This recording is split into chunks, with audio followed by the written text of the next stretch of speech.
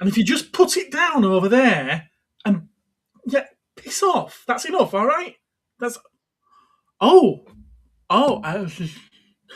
sorry, ladies and gentlemen, I didn't realise that we'd gone live. Nah, that's a load of bullshit. I did know. Hello, how are we all? You are, yeah. Yes, it's at the bottom. I'm getting altitude sickness. Shuffle. Shuffle. Shuffle the deck. There you go. Ed don't like it down there. He likes to be on top. Good evening, everybody. We've got people in the chat already. Ben's been there for 8 minutes. Marty's been there for 5. Because they're sad. Joe's been there for 2. Josh, sorry.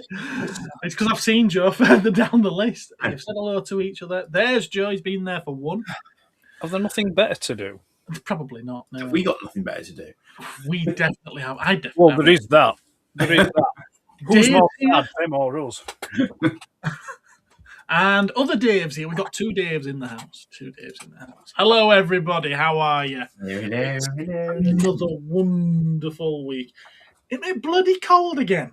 It's chilly. It's chilly and foggy and wet. I don't like it. It is. I've had enough of this cold. I've had enough. And then that's the title of tonight's episode, isn't it? I've had enough. Andy, do you want to tell us what we mean by I've had enough? I don't know. You wrote it. I didn't. Are you referring to the topic of the conversation? Your topic, yeah. Okay. Yes. Are we launching into that, or do you want to do some news? Yeah, why not? Let's mix things up a little bit. All right. All right then. Well, I will now unexpectedly present my topic of choice. So, ladies and gentlemen and ladies, has there ever been a time when you have found it so difficult to simply buy a toy that you have simply decided, no, don't want it anymore? Not that I can think of, no. So moving on to the next topic. I happen to have an example, Gareth, funnily enough, just to encourage discussion and debate. Sean, hello there. Sunshine. That's an example for me. It wasn't an out-and-out toy, but there's an Iron Man mask, although it didn't call itself an Iron Man mask for reasons of not wanting to annoy Marvel. But it was good. It was a good sort of talky mask, and it opened itself and closed itself. It was very exciting. So I ordered it, and I waited, and I waited, and I waited. And my son's birthday came and went, or possibly Christmas came and went, and I waited. And eventually it turned up. So I didn't actually cancel it. But that was one of those ones where I was really starting to think, I think perhaps they've just nicked me money and they're off, you know. Despite the fact they did seem to have been in existence for quite a while and so on and so forth. And I had a similar experience when I was looking for I'm going to forget the name of the company now. The people who make the Centurions toys, you know. The new ones. The new ones, yeah. Yeah, Ramen Toys, is it? Is it Ramen Toys? Yes, it is. And I'd seen some on eBay, but it's like, you know, they went in 2 seconds flat on eBay and they were ridiculous prices. And I just thought, no, yeah. And then, of course, I was a bit slow because I thought they were like old toys that people were selling that had come out years ago because they were on eBay. But actually, of course, lo and behold, they were coming out. But then when I went on their site, the vast majority of them were out of stock. So it's like one of those things where, you know, I really want to buy this stuff and I can't. So it's like, and obviously, I mean, eBay itself is a prime example of it because it's always a bit of a competition. Because if it's something that's going to be even vaguely popular, you've got to press buy before some other so-and-so does. So I just wondered if we have a general level of frustration at the moment around, you know, availability because everything's a pre-order. So if you miss the pre-order window, you're stuffed. Because then it's down to the scalpers, you know, and then you don't want to pay that sort of money. It's just unfortunate, isn't it? That's the sort of the way that the market's gone, I think. I know what you mean. I'm trying to think on whether or not there has been an instance where I've not been able to place a pre-order or missed out on something and it's been so expensive or hard to find that I've given up on it. I can't think of an example.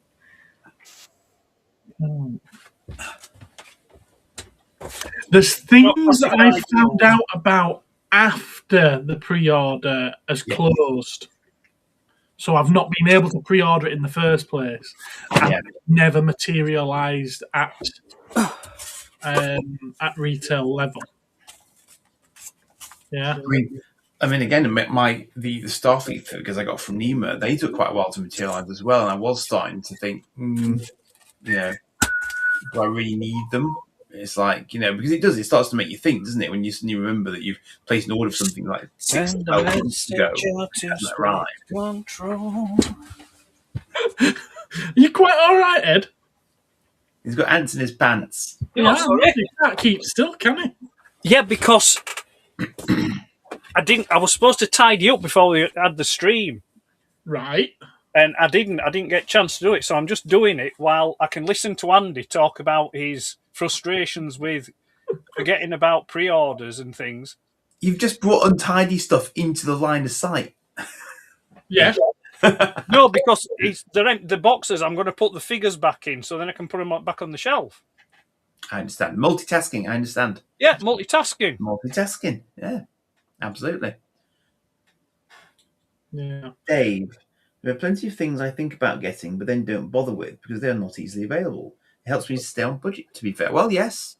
Yes, there is that, certainly. It stops you going bonkers. Yes, that's true. That's true. G.I. Joe classified eels. That's my most recent experience with that. Okay. Ah. I mean, I know is it 2 years since that? Is it 2 years? I don't remember. But it's sold out. Like when the pre-order went up on Hasbro Pulse, it just like boom, it was just gone. Yeah. So I thought, right, that's it. I'd just resign myself to not being able to get one. I only wanted one, and that were it. I'd have been happy with one. Anyway, cometh the day that it was released, and then Instagram and Facebook was awash of people taking photographs of their newly arrived G.I. Joe classified Cobra eels, yeah? Mm. But it wasn't just one, it was like 10. Yeah? So, people had been out and bought 10, and I hate those fuckers, yeah? I'm sorry, I'm swearing, but I do. I hate them with a passion. It's like, right, okay, I get army building is a thing, don't get me wrong, I get that. I have a small army of Black Series Stormtroopers, so I get that. However, I'm a bit more polite and respectful, so when these figures come out, I will get one, maybe two, and then I'll wait because I think everybody should be able to wet the beak and get the figures that they want. But no, these fat fuckers with the clammy hands come in and buy all them up because they're selfish pricks, yeah? And then they go to social media and start taking photographs of all the little 10 figures lined up and they're there struggling to breathe, all food down the T-shirts, That's what you really in the basement. So anyway, it's a pet peeve of mine. So anyway, you may have mentioned it once or twice on. So anyway, on the yeah. Fortunately, no, somebody I know got in touch with me, and they said, "Oh, you were wanting one of these, weren't you?" And I said, "Yeah." He says, "All right, well, I've got one for you." So all right, zang, we got one. But yeah, so that's my. I'd like I said, I'd given up. I thought, right, it's not gonna happen, but it did. The other side of that though is with pre-orders. Maybe it's an age thing, I don't know, or maybe it's just that I just kind of forget. Hey, Mario. But I sometimes forget to pre-order things, but I think that I have pre-ordered them. Yeah. Oh, the telepathy failed you, yes. So then a good example of that is... what was it? Oh, it was Missing Link Ultra Magnus. I could have sworn I pre-ordered that, and I was chatting to a friend whose place that I pre-ordered it from, and it was like, no, you haven't. And I'm like, oh, shit, right, okay. He said, but don't worry, he said, I did actually put one aside for you because I knew you'd want one. I thought, all right, thank you. So it was like, I am the last. yeah, I am guilty of that. Where I think I've pre-ordered something, but I haven't. But I mean, it's like the cordon, the missing link cordon. When the pre-order came up for that, because the pre-order for Sunstreaker and cordon came out together at the same time, and this person specifically said, "Oh, I've saved you Sunstreaker and cordon," and I'm like, "Well, I think I'll just take the Sunstreaker. I'm not overly bothered about the cordon." So it's all right, fair enough. So I got the Sunstreaker. Anyway, the other week I was like, I think I want cordon now, and they've all sold out. So anyway, I did manage to get one. So yeah, that's. But I think I wouldn't say that I specifically, like what you were saying about if you give up on something, because you don't think you'll get it. I don't think I've done that for probably 20 years, maybe. I did early days, I probably did. Things like, I don't know. Well, actually, yeah, that's a good example because it's recently been mentioned in one of Gareth's recent videos. The Microman Uncle set, that was the predecessor for Megatron. I wanted that. I wanted that set, the Uncle set, and I had the chance 2 or 3 times to get it, and I passed on it. And then it was kind of like it was a case. Then I thought, right, I don't think I'm going to get one now, because I hadn't seen any come up for a while. So I just abandoned it. Just abandoned it. I think I'm like a revolving door with things now. Sometimes I'll be hunting for them, then I'll stop. Then I'll remember again. Then I'll start hunting for them. Yeah, I'll find them. Hello, pal. How are you doing? Hello, I mean, pal. the thing is, though, now probably is a bad time if you're someone who wants to start buying Masters of the Universe stuff, because everybody will be putting the prices up on them. Oh, you can imagine, can't you? I'm glad I got my one example before. Yeah. Now the movie's coming out. There will be the new movie added tax being added to figures. So a few, maybe a few months ago where a figure might have been a tenner, they'll now be £25. Quite possibly.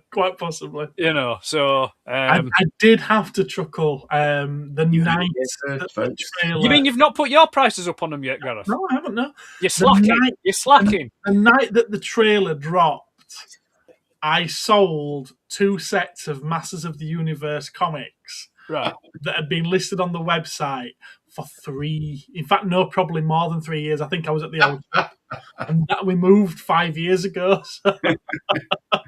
And they've been on there that long. Yeah. And they sold. And literally, I saw the order. I got the notification on my phone. The order had come through, and I just looked at it, and I shook my head and just started laughing. But I was like, the fear of missing out is already setting in. Yeah, that's what it is. It's like it's almost as though it's not like it's the inner child mode activated. It's like, oh, right, I want that. I've got to have it. And then it's that mentality en masse that then starts driving prices up on stuff, artificially inflating them. I mean, you mentioned about putting prices up. I did think, have I got anything in the shop that really needs to be bumped? And in all fairness, I've got some pre-owned, loose, complete classics of Motu, and they're more expensive than they should be already. So I thought, I'm not putting the prices up on them. And then I've also got the Masterverse 87 movie, He-Man and Skeletor. I'm like, I've had those for 3 years. Please let someone buy them. I'm not putting the prices up on those either. You see, it's a funny thing, is that, I mean, I'll be honest with you, I would have those, but I hate the head sculpt on the He-Man. Yeah, it doesn't look. They couldn't get Dolph's likeness, could they? So they went with something other than a proxy. And I'm not paying. I'm just trying to think. I think it was Ram and Toys that did a head sculpt for it. Okay, right. But I think the price on that has now skyrocketed. It would do. Yeah. So it's like, it's probably 4 or 5 times more than what the actual figure is, and it's like, you're not paying that. Plus, you've also got to paint it yourself. Yes. Yeah. So it's like, no, balls to that. Josh saying that he's really been wanting Mexico's own IP figures, but the aftermarket prices are insane. I've got 2 in at the shop, and I don't think they're all that expensive, to be honest with you, Josh. One of them, I really like the figure as well. But he might be looking at them on eBay, don't forget. Pretty cool. Yeah, it probably is. He might not have even noticed them in the shop, because there's so much stuff crammed in there. I know what he means. I actually, that's just reminded me. That's well done for that. The pink skulls. You haven't looked for pink skulls in a while. No, the pink skulls. Those are ones that I've given up on. When I first saw them, I thought I want a set of them. But then I saw how the prices just get going up and up and up, and I thought, right. You didn't see them till after they'd been out anyway, though. You didn't see them before release, did you? It was one of those things where they caught my eye when they were on the build-up, but then just completely and utterly forgot about them, and then came back to it after they'd been released. And it was like, oh, that's them things. And then it was just like, the prices had just gone. So I am surprised they've never reissued them. Yeah, I think they've reissued some of the others, but I don't think they've done those. And no, I think they did. Because I think they did a set that I think it came in a barrel or something like that, or a tin can or something. Okay. So, a follow-on question then. Is the reason that we can't get Is the reason that we can't get this stuff that we particularly wanted to get because they're purposefully not producing enough of it to satisfy demand, or are they just underestimating how many scalpers are out there who are just going to scoop it up regardless? And the sort of what I'm sort of thinking of there, because I had this thought process this morning actually. If kids aren't buying as many of these sorts of toys that we would consider normal toys, are they counting on us as a buying market of older, deeper pocketed buyers, knowing that they can keep prices quite high, maybe by virtue of restricting supply, and therefore everything sells out, and then it goes into the secondary market, but they've made their money because they've completely sold their run. So, however many they tooled up to make, they've sold, so their quid's in, and they move on to the next thing. I don't know. I mean, it's just, but I could see that there'd be an argument for them doing that, because it also then maintains a sort of thirst, doesn't it, for their products? Because they sell out, so people think they're popular, therefore they want them. Yeah. I don't know. Thing. I think I'd probably be inclined to say that, like, say if we take an example of the pink skulls, yeah? I think that they produce enough of them. I think probably what it is from my perspective is that because it's not the focus of my main collection, I'm not there day one waiting and ready to pre-order it or to pick them up, yeah? So then when I do come, because I'm a casual with regards to that, it's like, oh, it's something I would like. So when I come to it, I'm looking at them now on the secondary market, and again, these said fuckers have got them, in their room or wherever, 3 or 4 sets of them, and asking, exorbitant prices for them on the secondary market. So then that puts you off, and you think, right, no, I'm not doing that, But then I suppose you could then bounce it back to the manufacturer and say, well, okay, maybe you should step in and do a second run of these figures, So, so I think that could be it. The thing with the Transformer pre-orders and things like that's my own, sort of like just taking my eye off the ball kind of thing. But I think these things that are out of our main purview is probably just that, because we're not there on it, from day one, perhaps. Yeah. Agree. Well, Dave says he thinks that toy makers are more wary of overproducing and would rather it run out, in the same way that supermarkets bring in less stock than they used to and are okay with a few gaps on the shelves. It's a good point. Good point. Unless you do the 4 horsemen thing, which is basically the 4 horsemen put the figures up for pre-orders. They leave the pre-orders up for a set amount of time, and then when that time's elapsed, then they go into manufacture, and they manufacture the amount of what they've got pre-orders for. I think a company like 4 Horsemen, though, where you're probably talking high hundreds to very, very, very low thousands of produce against companies that are doing tens of thousands.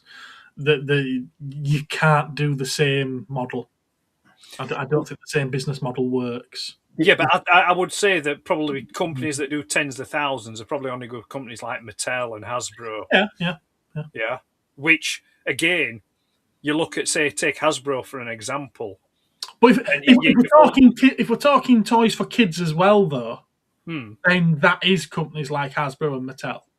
Because Mezco aren't making toys for kids, and Four Horsemen aren't making toys for kids, are they? No, they're not. No. But I mean, Hasbro have their own problems doing that because there's shops with thousands upon thousands of unsold stock. Well, I think the key thing there is economies of scale. Yeah. So if you gear up to do a massive production run, each unit cost is reduced. Whereas someone like Four Horsemen have presumably got relatively high unit costs, but they know they can sell them, so it's not a risk to them. They've got pre-orders, so that's safe. Whereas with Hasbro, they're just going to go, right, market, flood, you know, but they can make them for pennies. So whatever they do sell, they're going to have a significant markup on. So their margins are probably very significant. Yeah. But also as well, I suppose companies like Four Horsemen and Mezco and things like that, they're making product that people want. Where Hasbro don't always make product that people want. Like I said, they just mass produce, kick it out there, and you know that's why you've got shelves and shelves of stuff that just hasn't sold. I think it's a line by line basis, is that for Marvel though? Because if you look at probably the vast majority of stuff that they do, most of it does sell out. I mean, Transformers don't tend to linger, and G.I. Joe don't tend to linger. It's the Star Wars stuff that's starting to linger, and elements of the Marvel stuff. Not all by a long shot. But obviously, those are just sort of like the four big brands that I can think of. Hasbro do an awful lot more, and they probably do more via Nerf than what we really give them credit for. To be fair, something I never really consider, but that's one of their biggest brands. Is that? What's that? Sorry, Nerf. Nerf guns, yeah. So I can believe that in States in particular. I can believe that they've got more space to run around in, haven't they? So, so it's again. I think they've tried to bridge the gap of we make children's toys, but we recognise that a lot of adult collectors are buying them. So let's make our children's toys suitable for adult collectors. But by doing that, they have to make them better, which means they're too expensive to be children's toys anymore. So the only buyers for them are collectors, and collectors are a little bit more discerning. And that's why they end up sitting on shelves.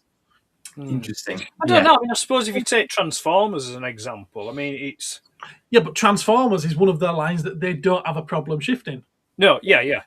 I mean, like I say, you know, the main line is toys. It's children's toys is their main line. You know, but adult collectors still pick them up. Why? I've no idea, but they do. You know, so it's like... I'm not convinced that the main line's children's toys when the deluxe range, the base toy, is 25 to 30 quid. That's not that much these days, though. Think about how much a video game is to buy now. Oh my god, they're I mean, they are. I mean, I haven't even tried to buy one recently, but I'm sure they were up to like 80 quid last time I saw them. I bet if you went to an inflation calculator, I bet those ones that are 25 quid. I bet back in the 80s they'd have probably been the ones that would have been $9.99. They were, but they were die cast.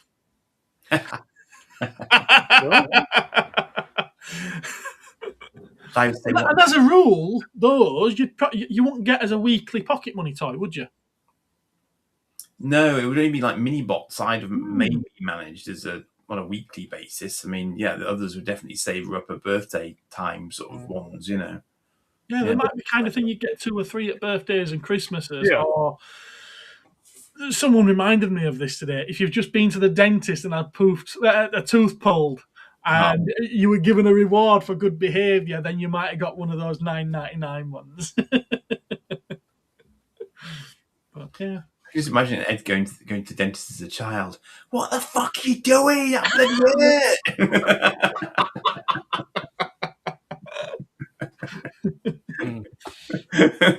Says Ed. Dave says that Mainline is targeting adult collectors as well as older kids. They are overpriced, in my opinion. Yeah, I mean, it's the same with Marvel Legends. They're all the same price point, aren't they? Marvel Legends, G.I. Joe, Star Wars Black Series. They're all 25 to 30 quid. And yeah, don't get me wrong, there are kids that buy them, but it's very few and far between. It's mostly adults that are getting them. Definitely. And we do live in a very strange age, though, because kids are coming in now and they're not wanting basic figures because they've seen all the YouTube videos. And they're seeing people review them, and they want them to be articulated, and they want to be able to do this pose with them and that pose with them. And now, because of that, some kids are moving on to SH Figure Arts, and they're getting £80 and £90 figures. And I think their parents need their heads tested. I really do. Well, I suppose, but it's all relative, isn't it? Yeah. If the parents of those kids have salaries and earnings that are on that scale. Yeah, dual income actually is not. I get that. I will say, and I don't want to tar everyone with the same brush or whatnot, but I find a lot of the kids that are going for this do seem to be on the spectrum somewhere, and as such, their parents get an added benefit, shall we say, of an extra income that way, which might help satiate their desires. Maybe. Because nothing addresses being on the spectrum by like an action figure. Yeah, I know. It's silly. What annoys me, though, and regardless of whereabouts they are on the spectrum, is no kid should be spoiled rotten. The rotten part matters. And I've got kids coming in that are literally screaming and shouting at their parents because, no, I don't want that one. Why don't you listen to me? I want that one. And I don't care if you're on the spectrum or not. You would be getting dragged out of that shop by your ear if you were my child, and you'd be getting no toy. Not for them at all. No. It's not the kind of thing to be going into on a toy stream, but I do find it quite interesting. All I'll say is I find it quite interesting. When I was growing up as a kid, these things didn't exist. Yeah, they didn't have labels. No, they didn't. They were just sort of like, it were just, there was well behaved and bad behaved, and the bad behaved soon started being well behaved. Yeah, exactly. There's a. It's like peanut allergies. There never used to be peanut allergies when I was a kid. Yes, they did. No, there wasn't. Yes, they did. There wasn't. Of all the kids I went to school with, not one had a peanut allergy. Well, not one. Nobody bothered, and they ended up dying of their peanut. Exactly. Allergies. Yeah, it was self-limiting. Yeah, in his age, clearly.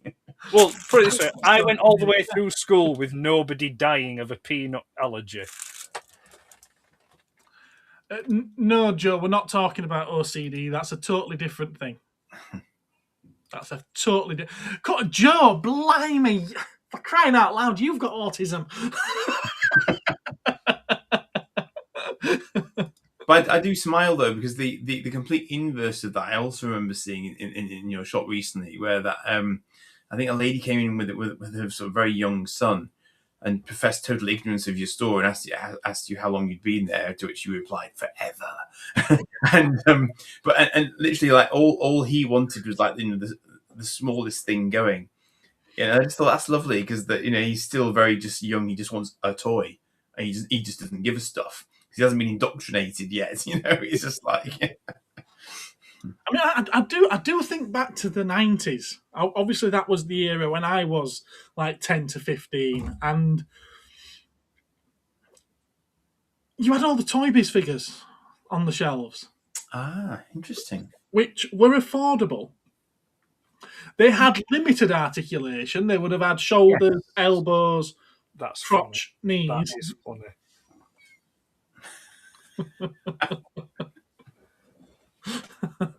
But they would also come with accessories, like armor that you could put on them. So you'd get a Spider-Man figure with 1, 2, 3, 4, 5, 6, 7, 8, 9 points of articulation. Yeah. Not just weapons that he could hold in his hand, but like a suit of armor that you could clip onto him, or something you could play with in the bath or the swimming pool or something like that. And this was an affordable toy, and they're better made and made with better quality plastics than what the toys are now, where you just get a figure with 5 points of articulation, nothing else, and is more expensive. Gareth enjoyed playing in the bath with Spider-Man. What he didn't realise is it was his 36-year-old uncle that was dressed as Spider-Man. I thought the articulation was head, shoulders, knees and toes, knees and toes. But actually, it's interesting you mention articulation. I mean, it's going on a tangent here, but you often hear as collectors, debates and saying, "Oh, this, that, and other about articulation." I kind of feel, in some respects, some figures are over-articulated. I agree. Yeah. Because you can get them into poses that a human body just cannot achieve. So explain to me the mid-thigh articulation, please. Yeah. I don't do that. Yeah. I don't think I ever did that. I mean, I'm old. Yeah. I don't think I ever did that. Yeah, mid-thigh, mid-bicep, mid-calf. There. Yeah. I can't even detach my head. I mean, what's going on? It's shocking. Yeah. I mean, don't get me wrong. You can, some figures do benefit from it, and you can get them into some amazing poses. But it's like, it's just more articulation than that you need. Yeah, it's a funny thing, isn't it? And the thing is, it also gives them more points of failure as well, surely. Yes, definitely. 100%. It's like going to a toy fair and sort of saying, "Yes, we have this new figure with." I was literally just going to say that, Dave. You hit me to the punch there. You only need as much articulation as you're going to use. Spider-Man would need more than an ogre. Yeah, I think Spider-Man is one of those few where you need to have. Well, you don't need it at all, but you might want more articulation on it because of some of the silly poses that you see him in on comics. Yes, exactly that. Yeah, and you might want to try and replicate some of them. Yeah? And the human body doesn't do that. Only in cartoons and comics. And those certainly quite strange German movies. The UK knows their action figures. Are you not from the UK, Mr. Dude Stuff? I'm thinking dude might be a dude. Dude. Anyway, are we going to move on? 35 minutes nearly we've been on that topic. Have we answered the question, Andy? No idea. Though sometimes, yeah. Maybe. I never actually thought of the example that I never mentioned the example that I could think of, and it was a 1/6 scale figure of Jin Sakai from The Ghost of Tsushima. And I didn't know it existed until after it had released. And I saw people sharing these pictures, and I was like, oh my God, that looks amazing. I need it. And then I had a look, and I was like, yeah, I don't need it that much. Exactly. I don't £100, £800 need it. But it's a fascinating thing, isn't it? When you look at something on eBay, Hey, hello there. And inside your head, you go, no. Yeah. There's a certain price point at which you go, yep. And then there's a price point at which you go, no, taking the mic now. It's just like, That link back there, you could probably just see a big blue blur. No, I can see it, yeah. You can see it, yeah. There you are, that's the one. That was one that, again, I didn't see it when it first went up for pre-order or anything like that. And when I knew it existed, it was already sold out and overpriced. And we're talking overpriced to the point where it was 3 and 4 times its RRP. And there was no way I was paying that kind of money for it. And then one day I saw some seller who, I don't know if he'd found a couple of boxfuls of them, and he had them listed on eBay at double the RRP. And I thought, you know what? It's been now 5 years now. You expect things on the collector's market to increase in price. Yeah. Double is better than quadruple. Indeed. Go on then, I'll have it. And therefore I have it. And the interesting thing with eBay as well is that I had this happen to me recently where you'll suddenly get this like random 20% off stuff because eBay's site has got an offer on or something. It's like, oh, that's quite a lot off that. Yeah, I've seen it's expensive. Therefore, actually, go. You know. Do you know a good one regarding articulation? I think this one's a cracker. Inboxed collectors that keep them sealed in boxes, and they complain that there's not enough points of articulation on them. You're buying a box, mate. A box doesn't have any points of articulation. You don't see the points in the box.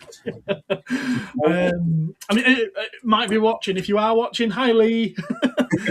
He was contacting me about a figure the other day. That it's an SH Figure Arts figure, but it doesn't come with as many accessories as they usually do. And look at the price they're charging. There's no way that I'm ordering that. And in my head, I was thinking, well, to be fair, you would be having exactly the same as what you always have, which is a box about this big.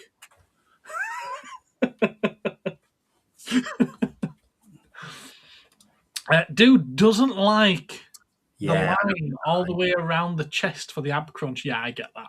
I think that's a step too far, personally. I'm not fond of ab crunches on figures anyway, to be honest. Ed should start doing reboxing video. 2 flaps of articulation. Which flap? In the box, Cosme. Oh, Rudy's with us. Hello, Rudy. His biggest #1 hit was Orinoco Flow Sail Away in 1988. Which got the UK singles chart for 3 weeks. Oh, I think I'm in the wrong chat. Just a little bit. Hello there. How you doing? Good to see you, Susie. Apparently, now the Ellers, apparently. Susie? Rudy? Susie? I'm too busy looking at your name while reading it. Heard of Planet fame. Right, are we to move on to toy news then? Aye. If you must. I'll move on to toy. I was just talking about Legend of Zelda, wasn't we? So it's a nice little segue, is that? For that one? Yeah. Excuse me. There we go. Add to scene, and we'll do that. For this one, I think this just missed our last stream. I'm going to say it feels similar to they're obviously doing a lot more licensing now, aren't they? Yes, it's their second Legend of Zelda set. Okay. This one this year, I believe, is the 40th anniversary of the Legend of Zelda. I've actually played that Zelda game as well. It's one of the few. The Ocarina of Time on the Nintendo 64. Oh yes, a legendary game. See what I did there? No, it's a fantastic game. It's an interesting looking Lego set. Is this? Let's not be. I will be getting it because I collect Legend of Zelda and I collect Lego, so they've put the two together. Yes, I'm going to be getting it. I'm not thrilled with it though. I think it's very meh. How much is it? Considering the size of it, how much would you expect it to be?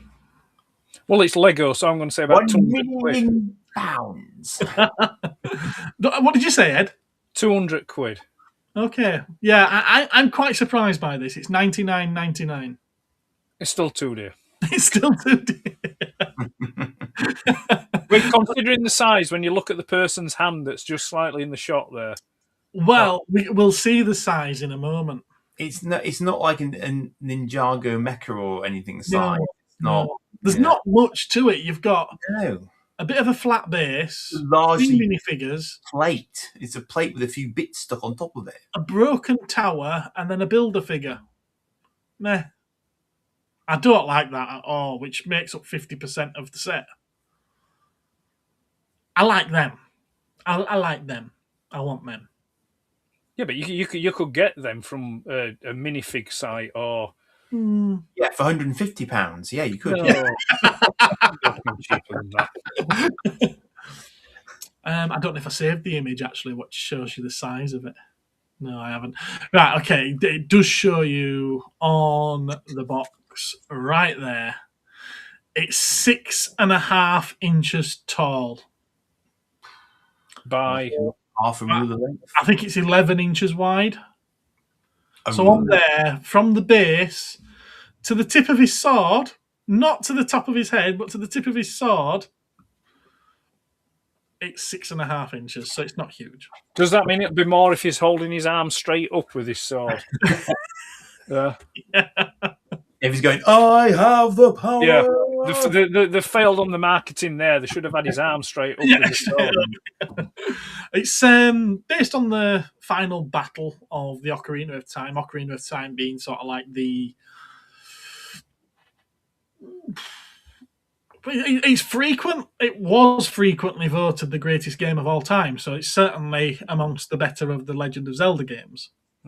It is in the, whenever the question comes up of what's the best video game of all time, it's always in the conversation.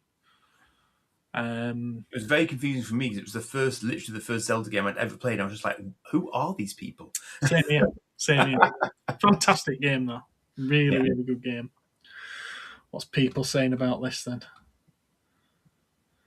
Oh, is this as pricey as the Deku Tree? No, the Deku Tree was $269, I think it was.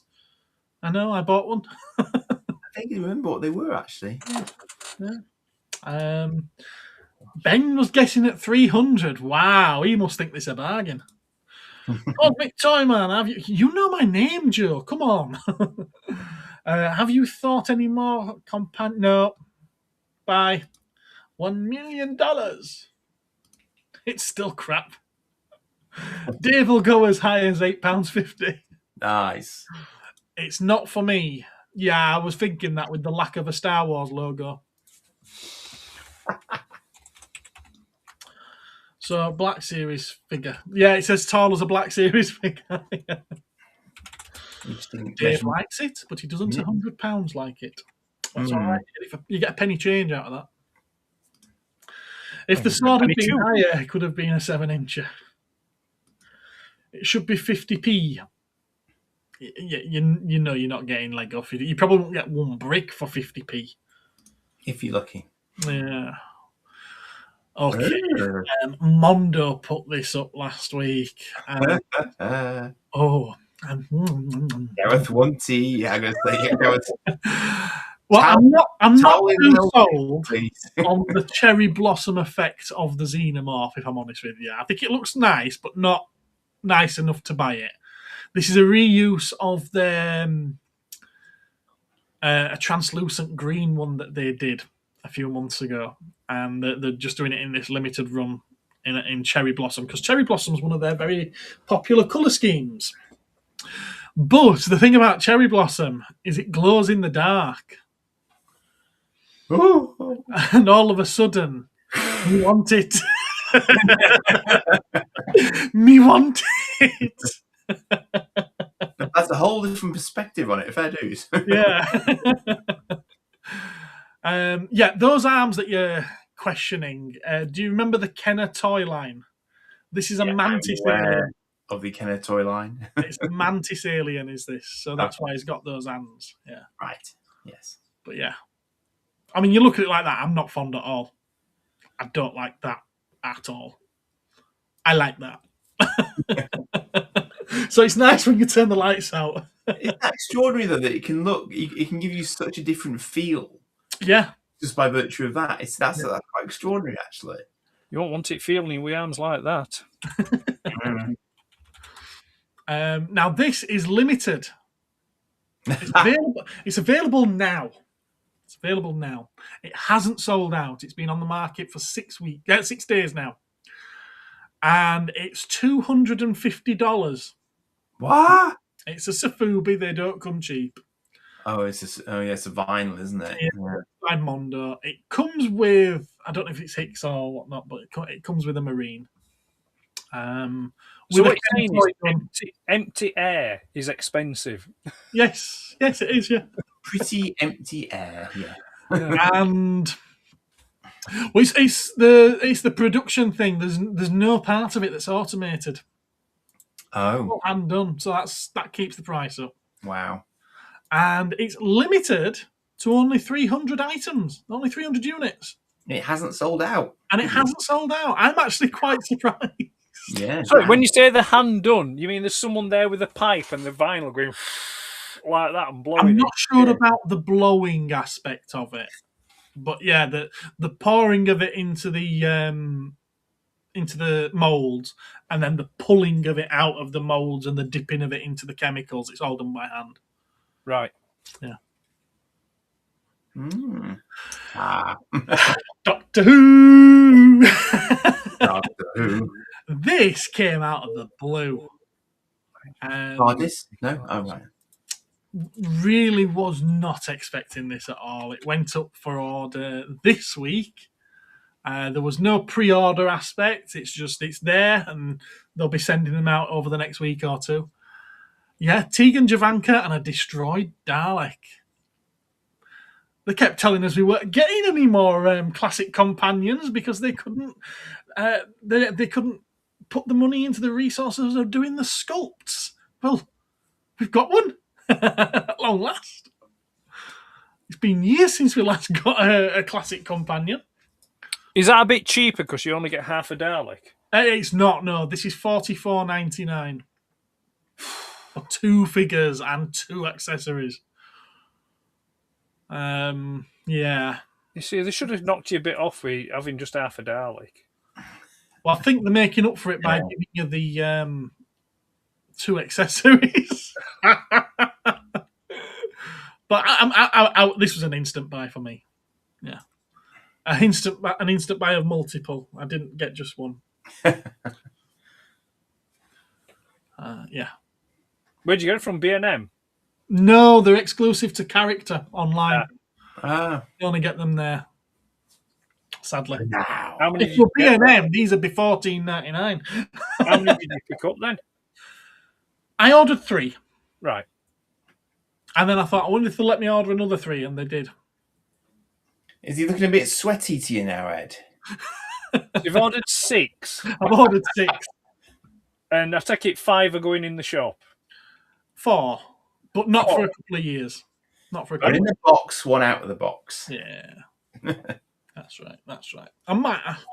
I was considering doing an unboxing video, but it's pointless because they have their own favourite YouTubers and they send them advanced supplies of them so they can do an unboxing video and have it ready to go live the day that they put it up for order. And are they a limited thing then? Or are they just a mass? Yeah, they just do one run and that's it. Done. Right. So there'll be some poor schmuck that were on the website trying to order them that wouldn't be able to order because you've come along and ordered 6. And then there'll be another 30 from someone else down the street who's ordered 30. And he's trying to make me feel guilty. It won't work. So I didn't get the comments on the Alien. Dave said it looks good in the dark. Dude says the Kenner had some good stuff. They did. They very, very did. She said that before. Nice when you turn the lights out. Yep. Ben likes it. Now, Dave's saying who asked for this, and I don't know if he's talking about the Alien or this. I think he's talking about this because it's not shooty Gatler Doctor Who that he loves. That's just rubbish. Hello, Buford. How you doing, matey? Now give us an Ice Warrior. God, they've done Ice Warriors. Do you mean an Ice Lord? You might mean an Ice Lord. Tim likes it. Yeah. There'll be a $5 in home bargains. No, there won't. He meant an Ice Lord. Yeah. Cool. All caught up. So yeah, close up there of the Dalek. They did do a destroyed Dalek many, many moons ago, but they lost the mould for this top bit here. I believe they've now rediscovered it. And moving on to this section, I want to call "Didn't We Just Leave This Party?" Oh, the Optimus Prime with the carrot accessory that you put in his stomach. Yeah, it's a carrot, it's a chicken tender, it's a little shard of plastic. Yeah, I'm sure there's going to be some people out there that are happy to get these. Oh, it'd be all the usual suspects that double dip for this. That like to have a figure from one specific scene in a film. I mean, they're going to love it next week when they announce the one that they've repainted in grey. Of course. Dedimus Prime. Mm-hmm. Thank you, Dave. I agree. It's bloody pointless. Apart from the bit that goes into him, that's got a bit of a point. Badumtish. It's okay. Phil isn't here. We can talk all we want about Transformers. That's true. That's true. Yeah, he's on the footy. Yeah, it's like people are still wanting the normal version of this, and rather than do another run, a third run, they're like, "No, we're going to give you these instead because we know what we know what idiots you collectors are like, and we know you're stupid enough to buy it, so we're going to do it."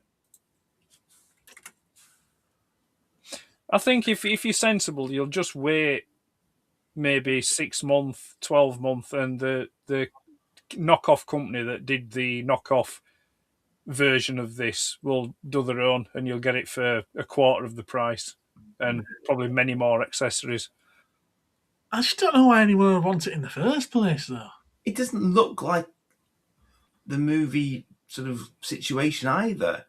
I thought it was more to the left, and didn't look like that. Oh yeah, it is. I thought it was more to the side. Yeah, it is. But because of the way that it transforms, you can't put it in the side there. Right. Okay. Well, I mean, you could have done. You just have to have reduced the size of it, but so he has to take it through his belly button. Yeah, so they've taken the artistic choice to put it there. Absolutely. It's like this. I think really what they ought to have done is they ought to have given you swap out panels to do this effect rather than.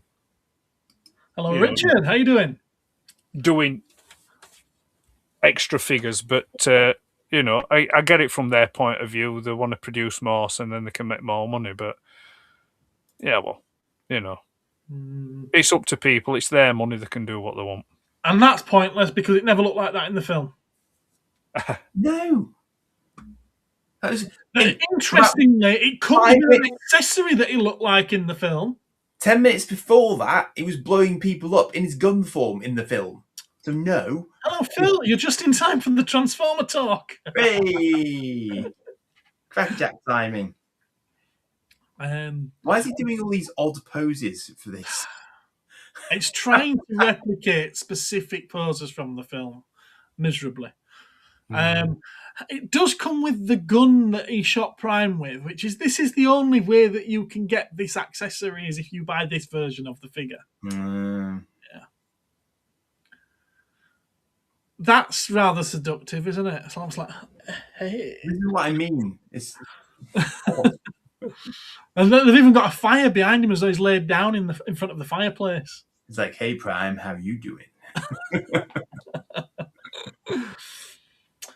Spoilers, yeah, Prime died. And then he didn't, spoilers. Megatron has always been a tank. Who are you, Games Workshop?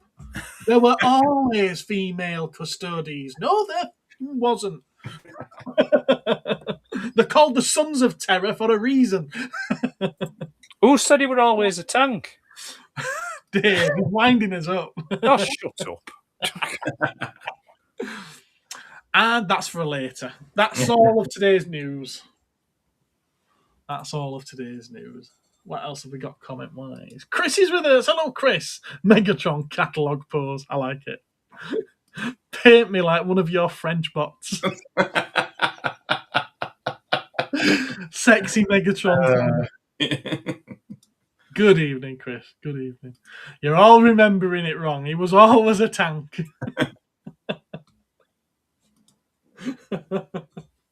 So who's going to be ordering one of these then, and one of those Optimuses? No. No. I got the dialogue in my head from the scene, but apart from that, one shall stand, one shall fall. Why give away your life so recklessly? That's a question you should ask yourself, I'm Megatron. going to stay down here for a bit, I think. Yeah, it's kind of cringy when middle-aged blokes are quoting Transformers the movie. You fall! I enjoy the movie. Wow, Gran, I weep, Ninny Bong. I think I'm at that age now where it's just like, no, just no. It's like Megatron is 1,000 times better than that. It's like when I'm scrolling through Instagram or Facebook at some of the posts, and it's like it's almost become a cliche now that any Transformers post always has Stan Bush and the Touch playing with it. You know, and it's just like it's almost at the point where I hate that song almost as much as the Time Warp. You know what I mean? It's just don't you think though that we live in a time? I think it's great that we live in a time where putting these things on there, these links to music on there. I think it's great that people dare. No. I knew where you were going with that even before you started. So no, it's just like it just it's almost as though it's obligatory. So anyone on Instagram posts a picture of Optimus Prime and you're getting the Touch blaring out at you, just like volume off. Come on, be a bit more imaginative than that, will you? I mean, I'm not knocking it. It is a good song, but it's one of those songs that it's on my playlist. I've got to be honest. You just after a while you just get sick of hearing it. It's like Running Up That Hill with Kate Bush. That killed Stranger Things. Killed that song for me. Because I was just sick of hearing it. So many people had never even heard that song. Oh yeah, Stranger Things. Yeah, and I like that it brings it to a new audience. It does. Yeah, no, that is a good thing, but it then can be just overused. It's just like, oh god, it's just like. Yes, Richard. What gave it away? The Touch by Stan Bush. Yeah, I mean, to be fair, I think Dare is a better song than The Touch. Yeah, both of them are on my playlist. As is Kate Bush's Running Up That Hill. And Instruments of Destruction is probably better than both of them. Which one's that? Instruments of Destruction. Instruments of Destruction. God, Andy, just yeah, don't do that again, Andy. Yeah, I was just going to say, Ben, an awful lot of the Linkin Park ones are on my playlist as well. That's on my playlist. I've got a very Ben will tell you I've got a very eclectic playlist. Very eclectic. There's all sorts on there. It's quite funny when you sort of like you go from Iron Maiden to J-Rock to Pet Shop Boys to Kate Bush's Wuthering Heights to Justin Bieber. And then there might be a bit of Rammstein playing. You have Justin Bieber on your playlist. I think I have 4 of his songs. All coming out now. Right, bye.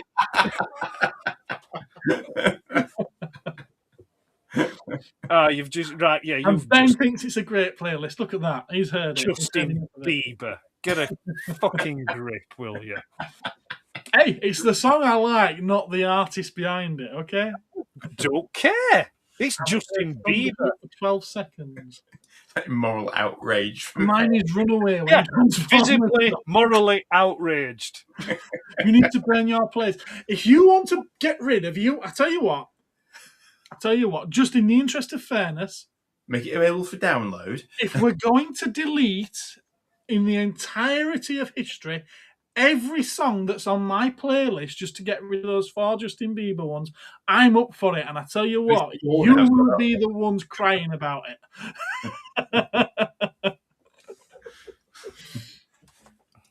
It's like mine. I can go from Cannibal Corpse to Elton John to Dead Mouse to 50 Cent. Yeah, I don't think I've got anything like 50 Cent on there. Yes, I'm not even subscribed, and I'm going to unsubscribe. Justin Bieber. Jesus Christ. I'll put one on for you. Bob Dylan's on there. That's who's on at the moment. Bob Dylan. That still doesn't excuse Bieber being on there. Please get out of the new one if you can't lend your hand for the times they are. Dylan will be spinning in his grave if he was dead, knowing that he was on the same playlist as Bieber.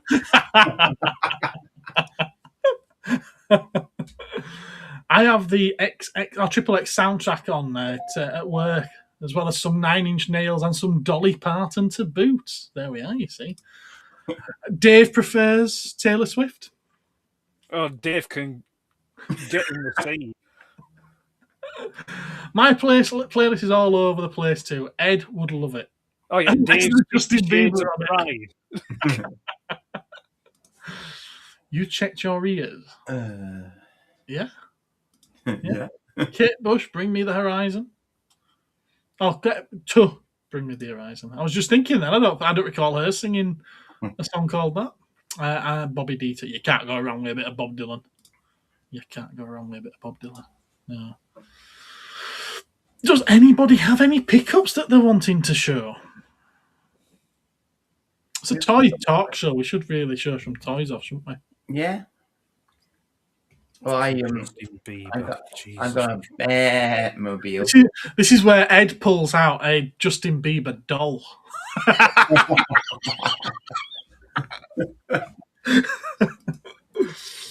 Dave, you would need more than a fucking top 10, I'm telling you that. Yeah, top 100. That's about 10% of it. Yeah. In fact, you're probably better asking for a top 10 of stuff I like. You got to try and find 10 things that he likes. Jesus Christ. Yeah. I also have Dr. Didgeridoo dance music. Jesus. Rihanna. Seriously, Rihanna. Isn't that like one line just played on repeat? And it took 12 people to write it. Or is that Beyonce? I always get them two mixed up. No, it's the Beyonce track. Is that the Beyonce track that I'm talking about? Was Rihanna the diamond one? I don't know. I don't know. I don't like either of them, to be honest with you. It's not Rihanna, to me, has always looked like she's high as a kite anyway. She looks like a corpse. She's had a needle hanging out of her arm or something. I hate it. Yeah. I don't listen to them, so I don't know. Electric Six. I don't mind a bit of Electric Six. Bye, Phil. Take care. See you, Phil. Right, so who's got what to show? I got bits. Go on, Andy's chomping at the bit. Andy's going first. Well, you need to say that. Whizbit. Oh, good God. Yeah. This is exactly the reaction I was hoping for. Well done, Ed. Well done. Why? Because it amused me. And it also, for some reason, is one of those like core memories that I have from childhood. It's the devil. Burn it with fire. Not so funny. It's got Paul Daniels on the cover as everything. Look. I don't mind Paul Daniels, but Whizbit is it's the spawn of the devil. It's evil. It is evil.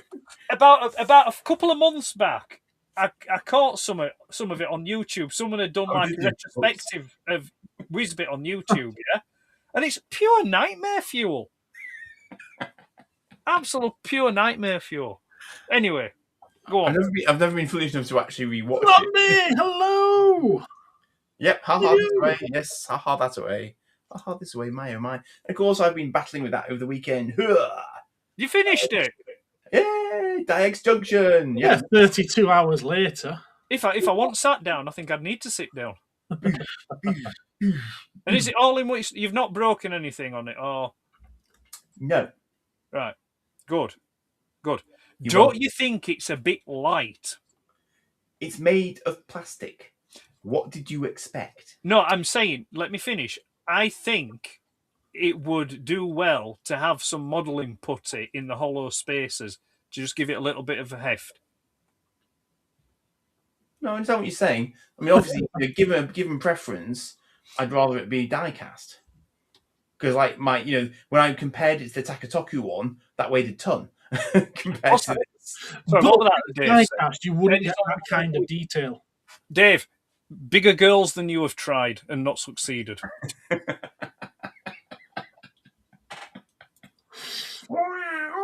Okay.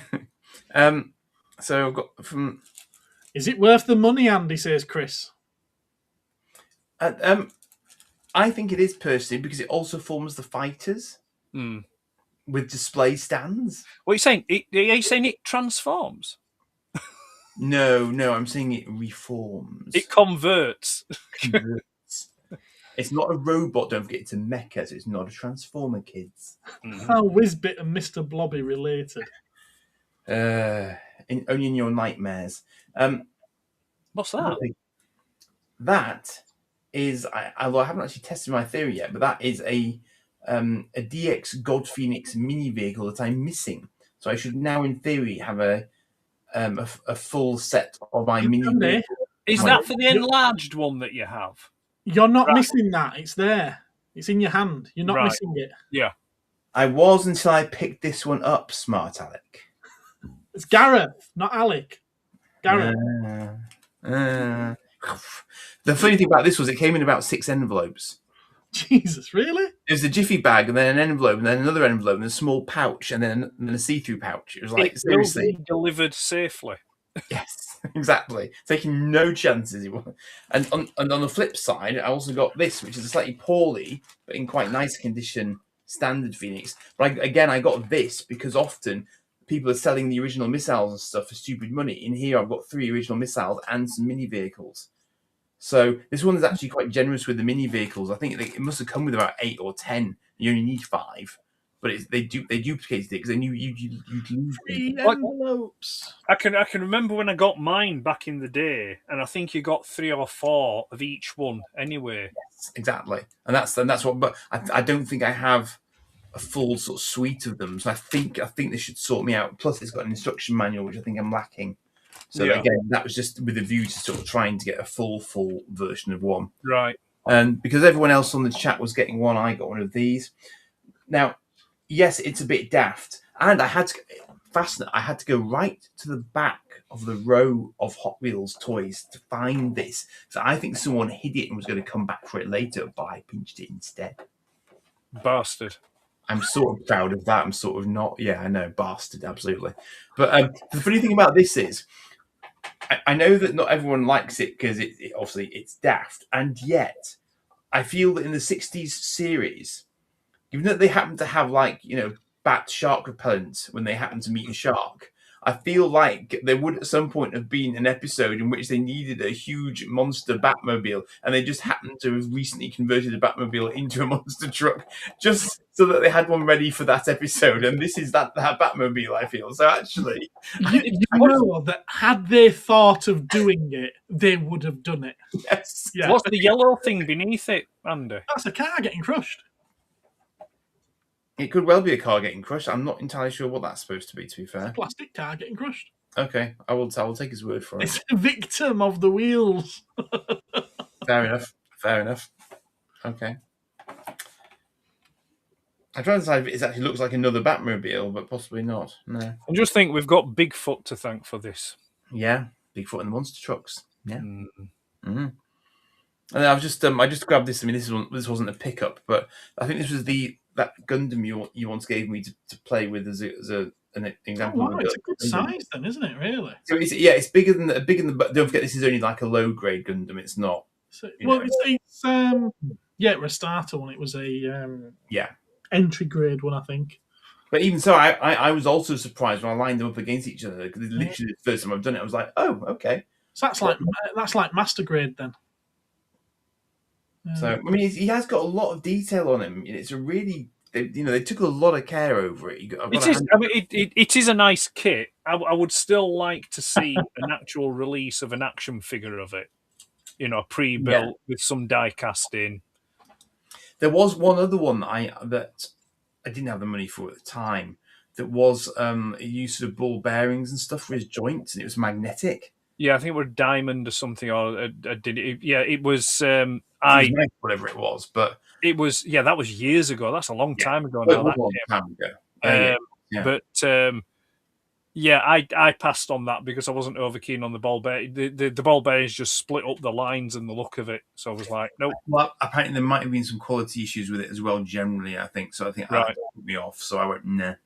Yeah, I appreciated it for what it was, but it wasn't. wasn't really one I could justify at that point in time. So I think that was me. Yeah. Very good. Have you got anything to show us, Ed? No, because I showed you them on the last one, didn't I? The cordon. I'd not taken it out of the box at that time. And the Maidus, which I'd not taken out of the box at the time. So I'll show you Maidus. Now he's out of the box.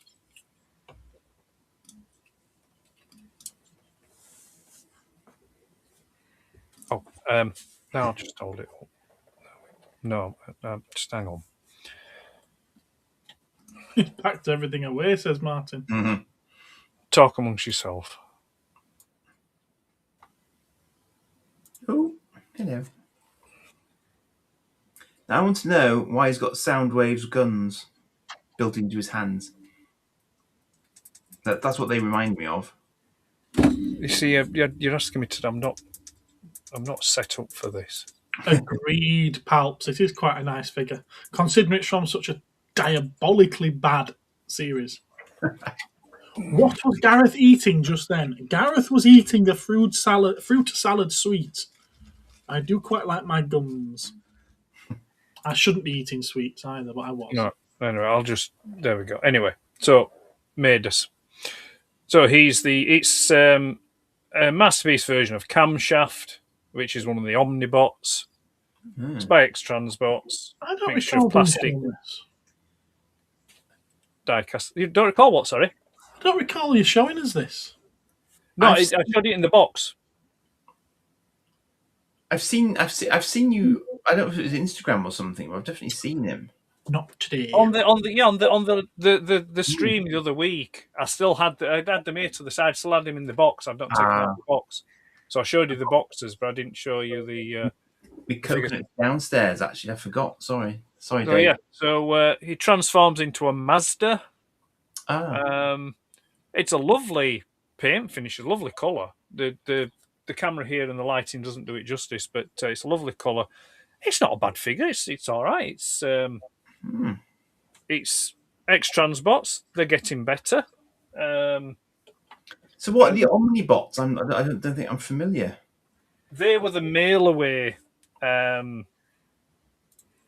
figures, but we didn't get them here in the UK. So you saved up your robot points.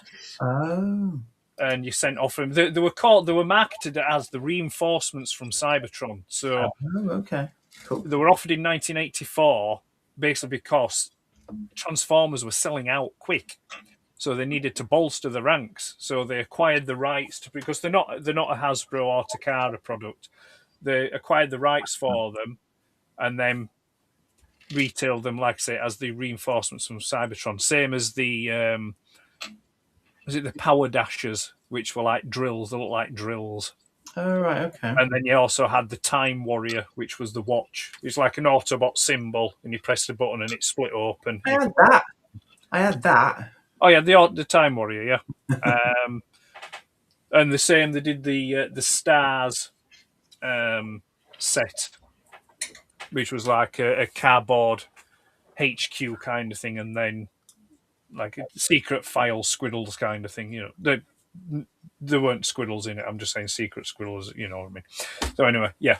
So that's what that was. It were a reinforcement from Cybertron. The mail away. There was 3 of them. There was Camshaft Overdrive and I always forget the name of the third one. Camshaft Overdrive and no, it's gone. Catalytic converter. No. It'll come to me. I keep on the lookout for the originals, but again, I never find them in the particular condition that I want them in. So there you go. So no, that's all I can show. So I'd showed you Fans Toys doc. I'd shown that, but it was in the box, so it's out of the box now. Is there anything else? No, that's it. I've pre-orders, but nothing's due imminently, I'm afraid. So it's going to be a bit dry for probably for a month or 2, I think, unless whimsy takes the better of me and I decide to pick something up. Indeed. Oh, I've got some comics. Oh yeah. But they're already packed away. Did you read them first? Pardon? Did you read them first? No. I thumbed through one of the issues that I'd heard something about, and I got to a particular page, and I thought, no, I'll put that away. What is the big white dingus bot at Ed stood behind 2 or 3 smaller ones? Skyfire. That's Skyfire.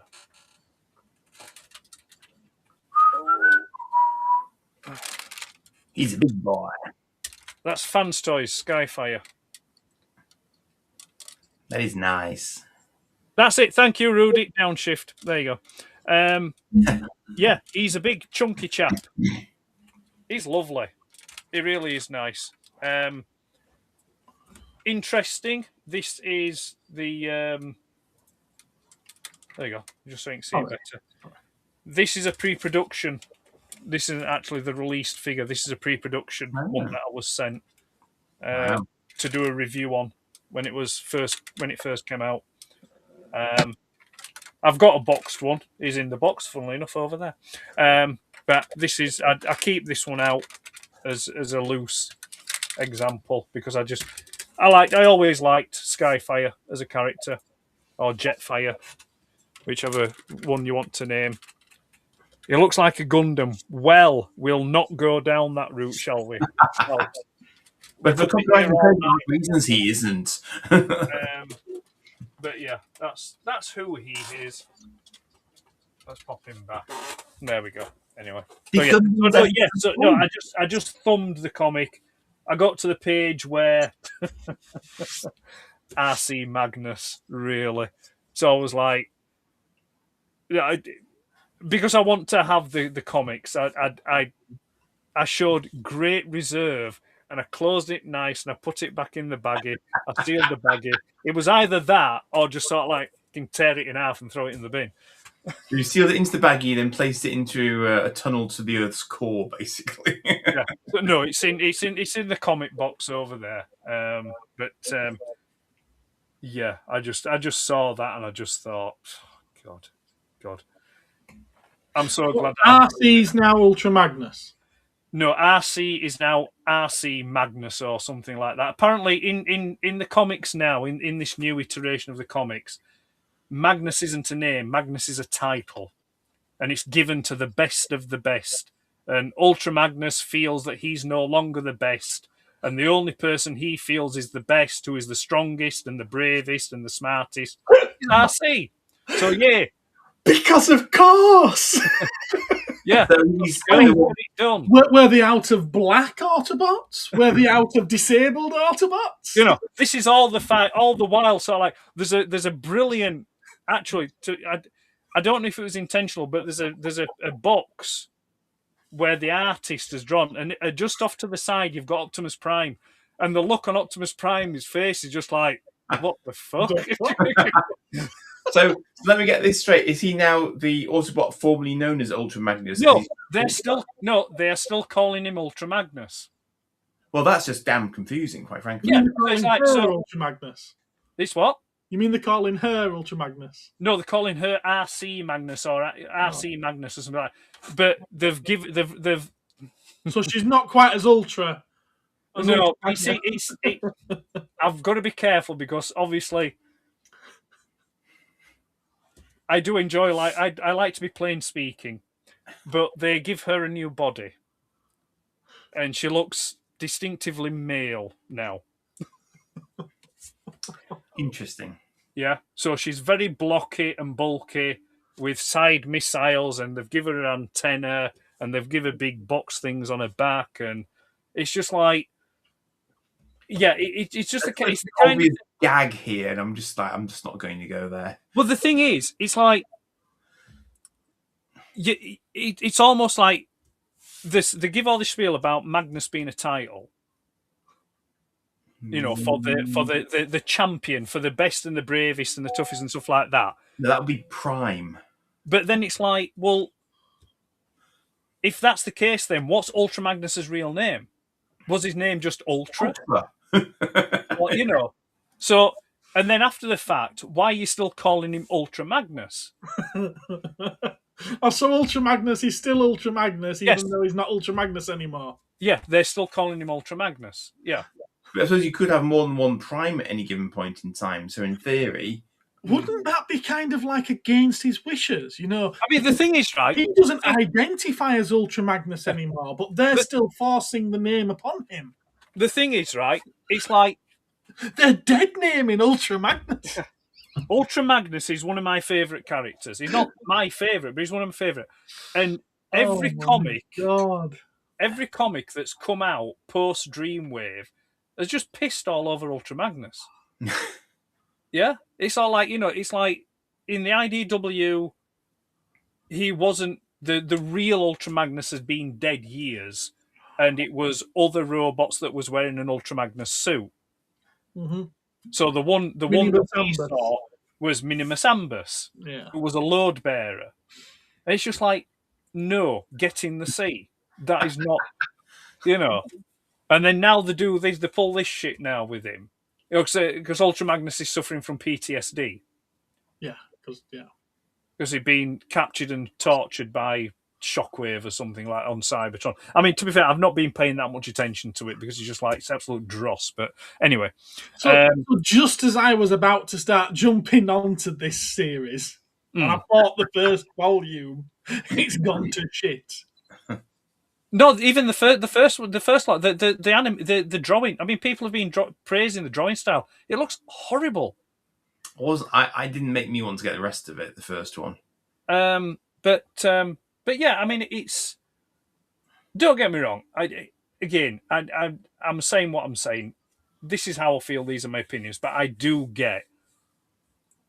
You know, there's different flavors for everyone. If you're buying it and you're reading it and you're enjoying it, I'm happy for you. You know, good on you, and I hope you continue to enjoy it. I just don't find it particularly. I just find it a bit. Thank you, Mario. I just find it a bit kind of, you know, it's like I just don't think you're going to beat the UK Marvel stuff. I was on a live stream on Saturday, and one of the other guests on it made a comment to me saying, "Oh, it's like talking to Simon Furman." Yes, meaning it as an insult. It's like I took that as a fucking compliment. I said, "Thank you." You know, you're talking about the writer. Yeah, you're talking about the writer who wrote some of the best stuff for Transformers ever, and was also like, you know, Grimlock was his main man. You know, so it's you're talking about a writer that made sense as to why RC looked like a girl. That was a good story. That was a brilliant story. But according to Mayor Gates Scott, it's misogynistic. Mm-hmm. Mm-hmm. I mean, again, Scott was to meet me, I'd show what misogyny really is. The thing is, I mean, I get and I understand. I mean, I like to do the whole grumpy old bastard kind of thing, but I do get science fiction is a great avenue to explore different, you know, a myriad of different things. However, if you're going to establish a set law or a certain parameters within what you operate, to then start going off and breaking those without there being an actual logical, because I tried to think about this within the context of law. Like we're talking about Transformers, so we'll go for Transformers. If you have sentient robots that, depending on which you follow, if you go with the Quintessons as the creators, or if you go with Primus being the creator, they're robots. What is the in law reason or specific, you know, why create female robots or male robots? You know, they're just robots. They have no gender. They are genderless. You know, so what specific reason would there be? What? Go on, Andy. Given that, as you say, they are indeed robots, we are simply putting our idea of female image onto that robot. That robot may not identify itself as female. It simply happens to look and have a slightly higher pitched tone of voice. Therefore, we assign it a label of female because it's pink as well. But actually, the other robots may not think of her as a girl robot at all. No, there is that. Yeah, there is that. But, you know, I mean... I don't know. I have to say, I think that Blur was having a really good look at her exhaust. But yeah, I don't... I think it's... There's certain... Again, like I said, it's just me. I would just like them to be more alien. Treated as more alien, you know, rather than being a reflection of us or our society or whatever, you know. Just let them be alien. Just let them be. You know, because, I mean, it's the point of, like, a robot with PTSD. It's just like, how would that happen? You just update the software, or you know, you just sort of like you delete that line of code. It doesn't make any sense. You know, it just. Well, I mean, why are they? I mean, I think the vast majority of them are bipedal and stuff as well. Why? Why are they humanoid-looking robots? Well, to be fair, as a kid, that used to puzzle me as a kid as well. What robot would choose a form of a bird or a like a panther, a jaguar? Yeah, but the Ark did that, didn't it? Then the Ark reconfigured them into earthly forms for camouflage. So that's why they look like that. It's possible. You don't actually see that on screen, but it is possible. Well, you see Teletrans scanning vehicles and stuff, don't you, in the early episodes? Yeah, but you don't see it scanning, let's say, carbon-based life forms. It just scans vehicles. It doesn't scan any living things. This is true. Because at that point, I don't suppose Teletran would be aware that, you know, of living things. You know. Not aware of the carbon-based life forms. Yes, maybe it's like Vija from Star Trek motion picture. But yeah, but no, it scans sound wave. But I love the fact that you explained who Vija was, like no one else on the chat would know.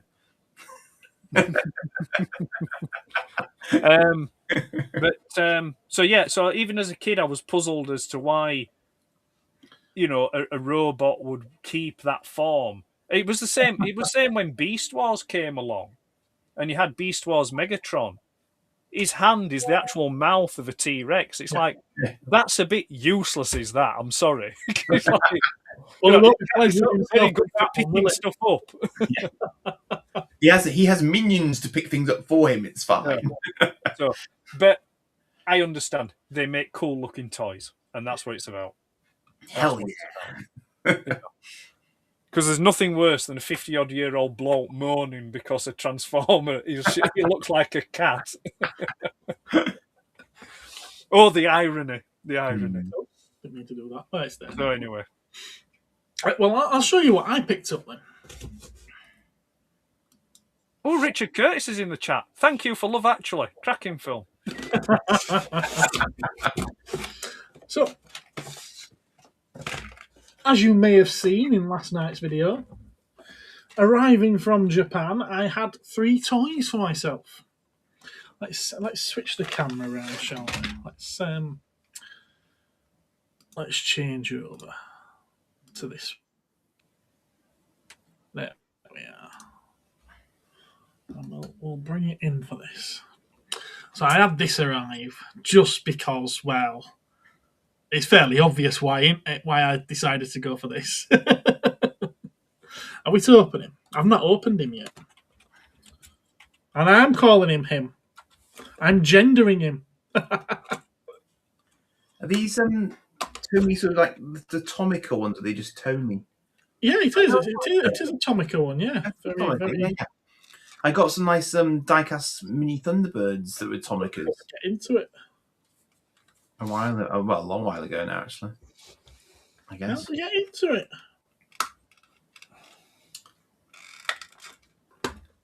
Manipulate the flaps, Gareth. Has he just ripped the box open? No, I haven't ripped it. No, I haven't ripped it. Oh, it will actually just come straight out the front.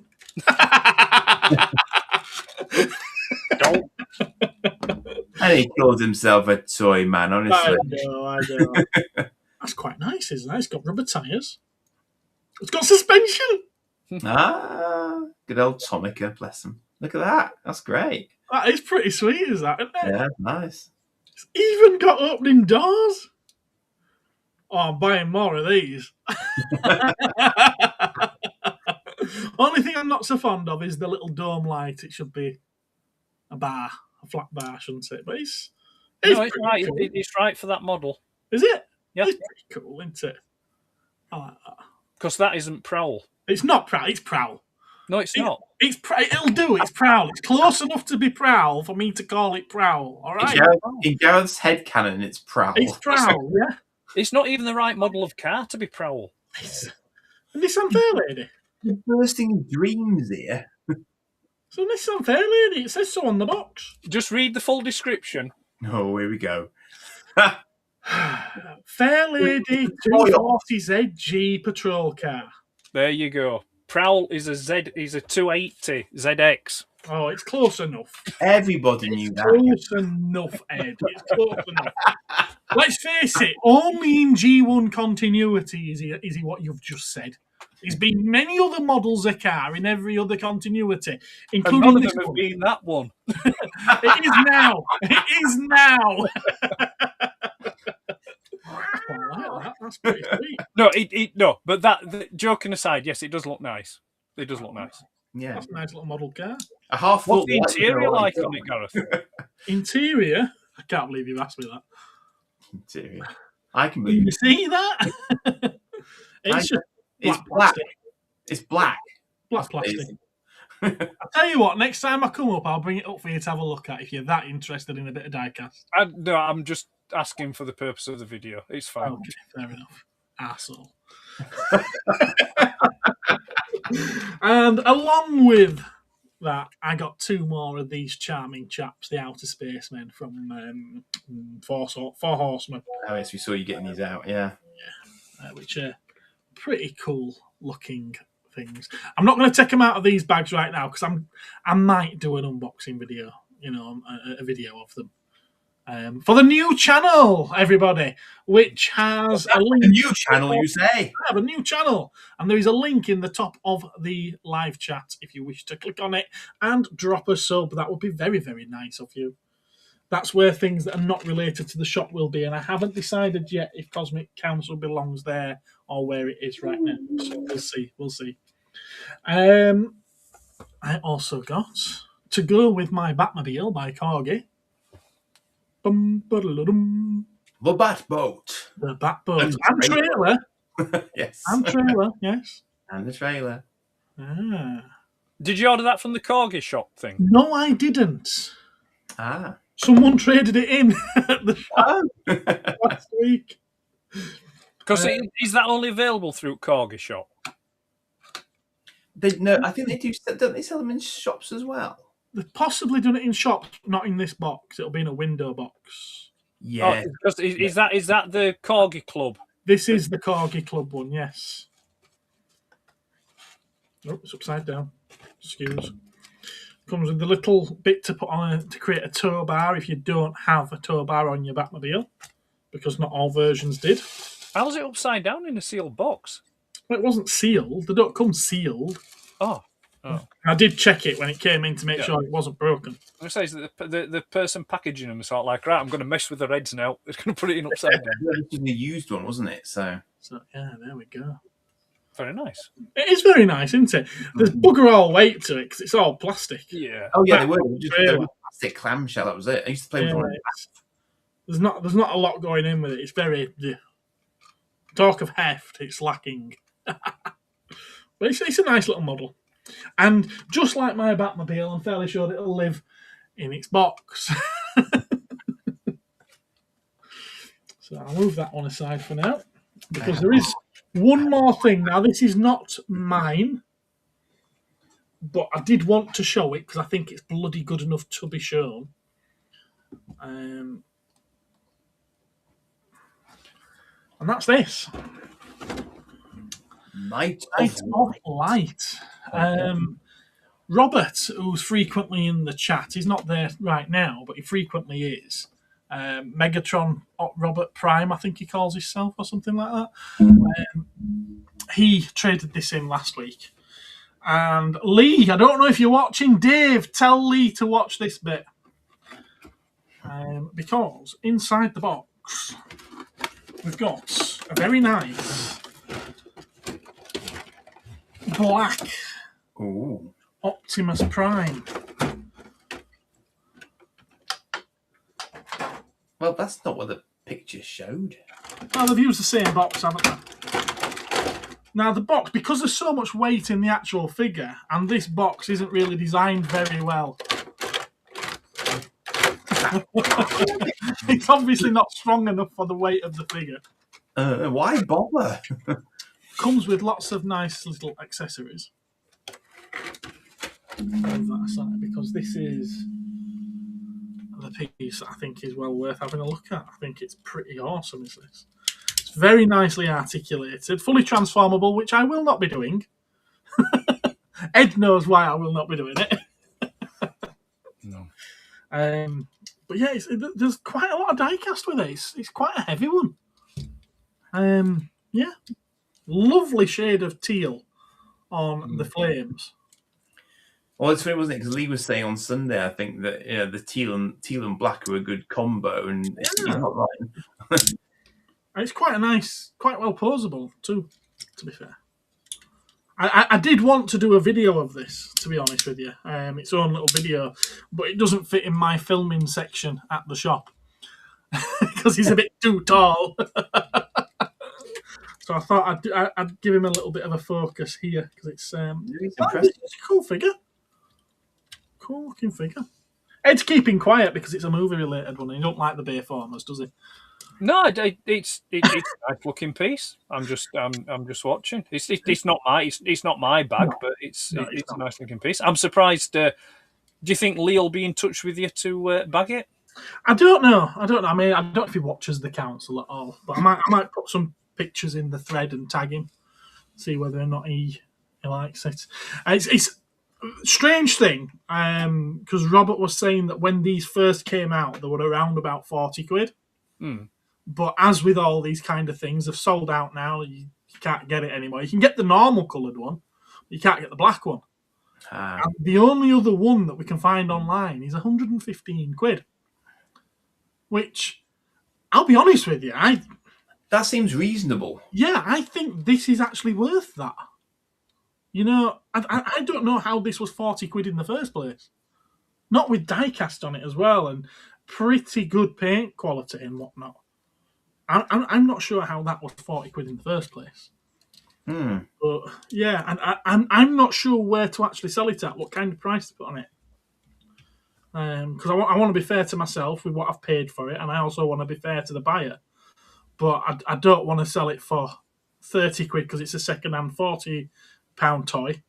But I also, if it's worth over 100, but I also don't want to be charging like 100 quid if it should really only be about 40. I don't know what to do.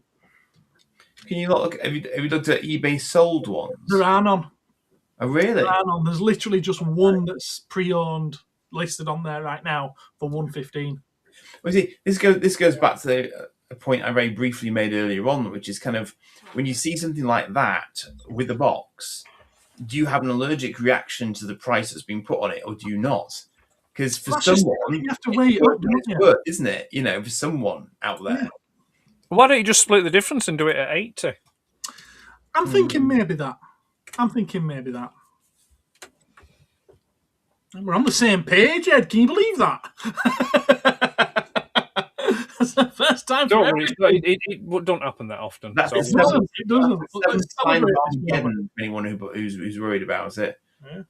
Edd and Gareth agreeing on a price. So there we are. That's lots of awesome weapons because he needs awesome weapons in glowing orangey red, don't they? Because there is evil and they look evil. And yeah. Okay, cool. We'll go back to that now. Was this intended to be sort of Prime when he was Oh yeah, because when he was a knight in that film, he was a bit evil, wasn't he? I don't know. I think it's just every time they do an Optimus Prime, they have to make a black version, don't they? Yeah. I think we discussed this just the other night. Yeah, it's as though it's obligatory. It's like we've got Optimus Prime, right? We've got to do in black. You've got to release a black version. It's just if they can get away with doing a white one, they'll do a white one. Yeah, I mean it's also a little bit boring as well, but it's just like I think it's just that thing that they've got to do. I mean, we seem to have attracted a Rodimus into the chat. Hello, Rodimus Power Toy Collector. You're new. Haven't seen your name there before. Yeah. Welcome aboard. What's the emoji? Looks like I think it's a cat blowing a kiss. Or it might be going, ooh, I like that black pot. Right then. I'm afraid I do not know my emojis. No. I think it's one of the ones built into YouTube. They're not normal emojis. Are they not? No, they're not normal emojis. Gotta box this back up in its knackered box now. Dave, to your earlier question, Dave, yes, it should float because, as I say, I used to play with them in the bath and they definitely did float back. Oh, they all float down here. This one. Not that one. That one is likely to disappoint on the floating front, I feel.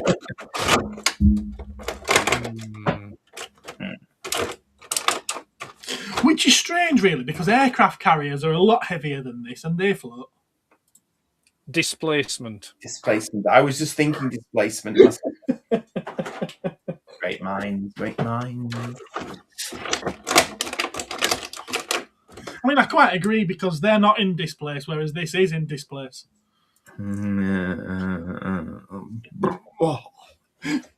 What's Richard say? I forgot to show off my metal Danby. You've done it again, Danby. Figure of Boss Borot. Boss Borot? The only company name was a typo. Okay. And that's it there, is it?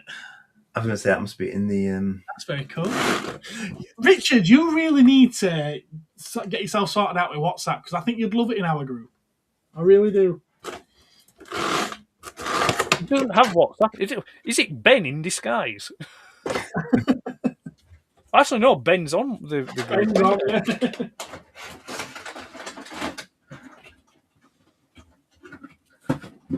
Right, that's that moved aside. Oh my word.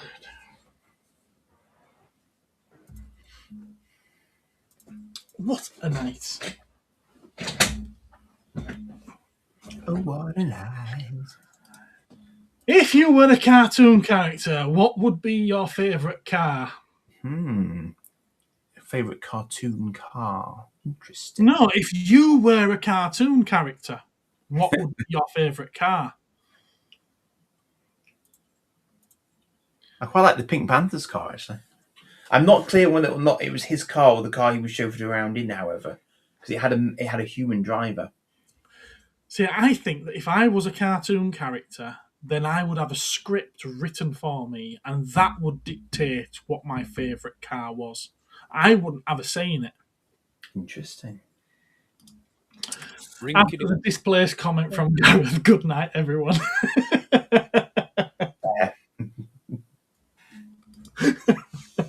What does everybody think of the new He-Man? I did wonder if this was going to be a topic of tonight.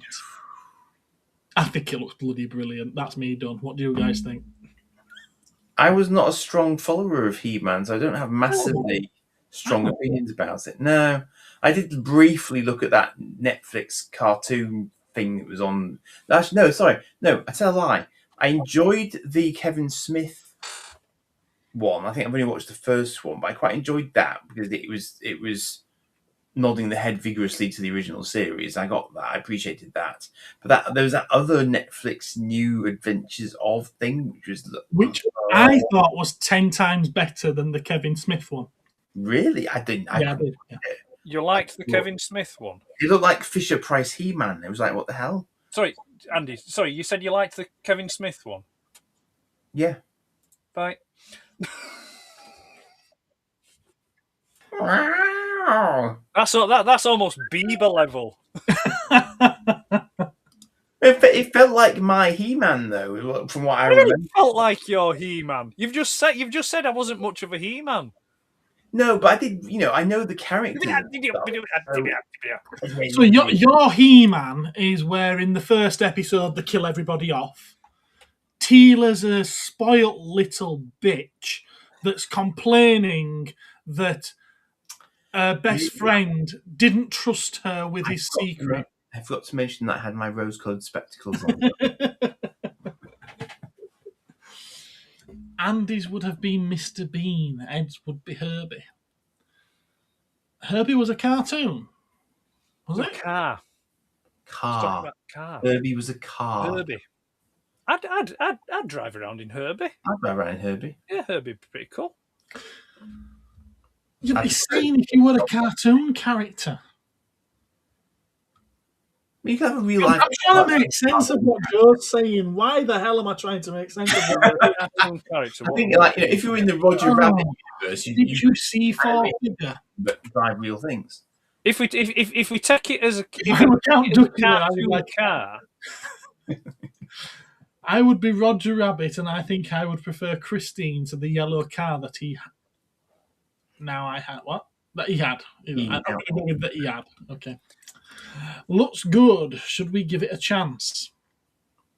We should give it a chance, rather. Yeah.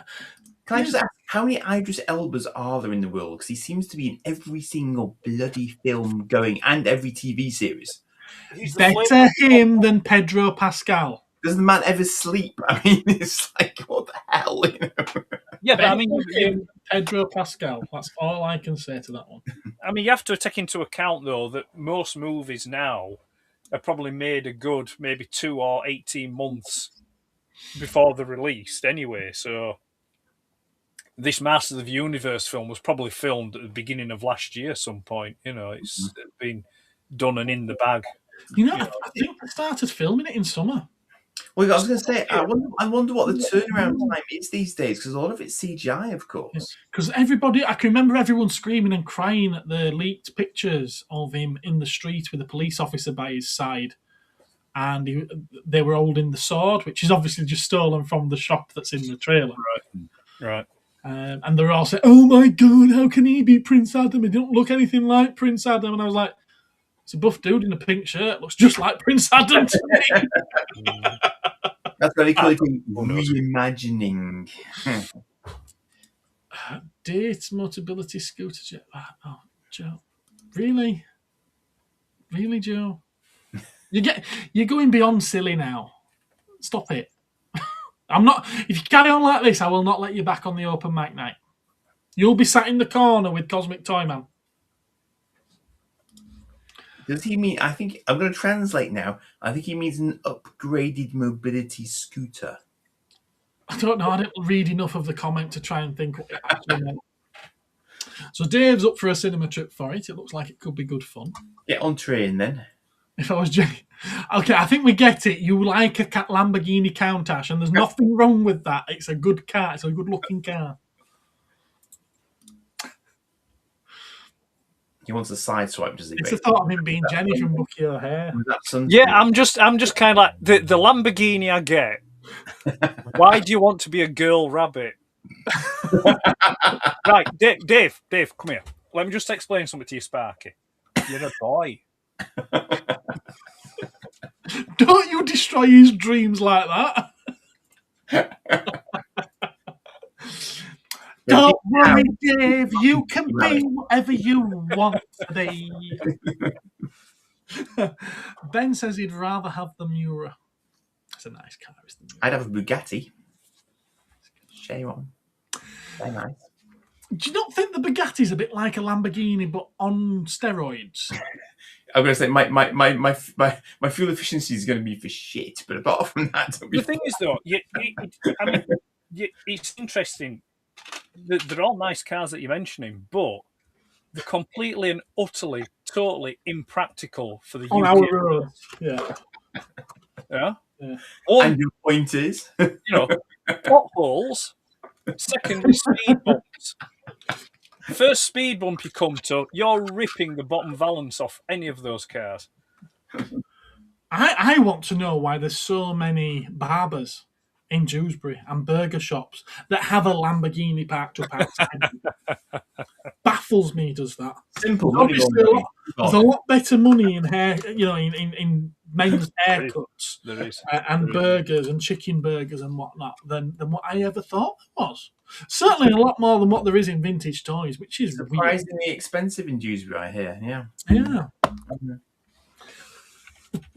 Moving on.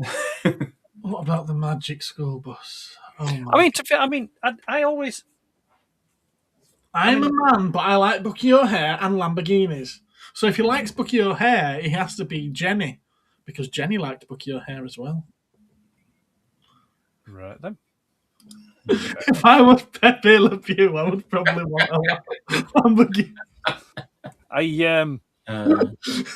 I know it's an older car, but I've always had a soft spot for an Aston Martin Vantage. Oh. But in yellow, it would have to be yellow. The Vantage should never be in yellow. No, it should. I've seen them in yellow and they look gorgeous. Give me the original Hummer one. You're not fussy, are you, Ben? You'll have out. It'd have to be a 1974 Ford Mexico yellow. But it will look very, very tasty. I would like one of the dune buggies that the banana splits used to use. They look like fun. I have a dune buggy that Spider-Man had. In all honesty, I suppose. I mean, there's lots of cars that I do like, but I think given practicalities, UK roads, weather, etc., things like that taken into account, I think I'd go for a Stag, a nice Triumph Stag. That would do me. I'd be up for a Ford Escort. A Ford Escort? Which one? I don't know. Possibly I'd be happy with the Mark 1, 2, or 3, to be fair. Or a Cosworth. I don't care. I'm not fussy. Round or square headlights on your Mark 3? Pardon? Round or square headlights on your Mark 2 and 3? No, sorry, 2. Sorry, on your Mark 2.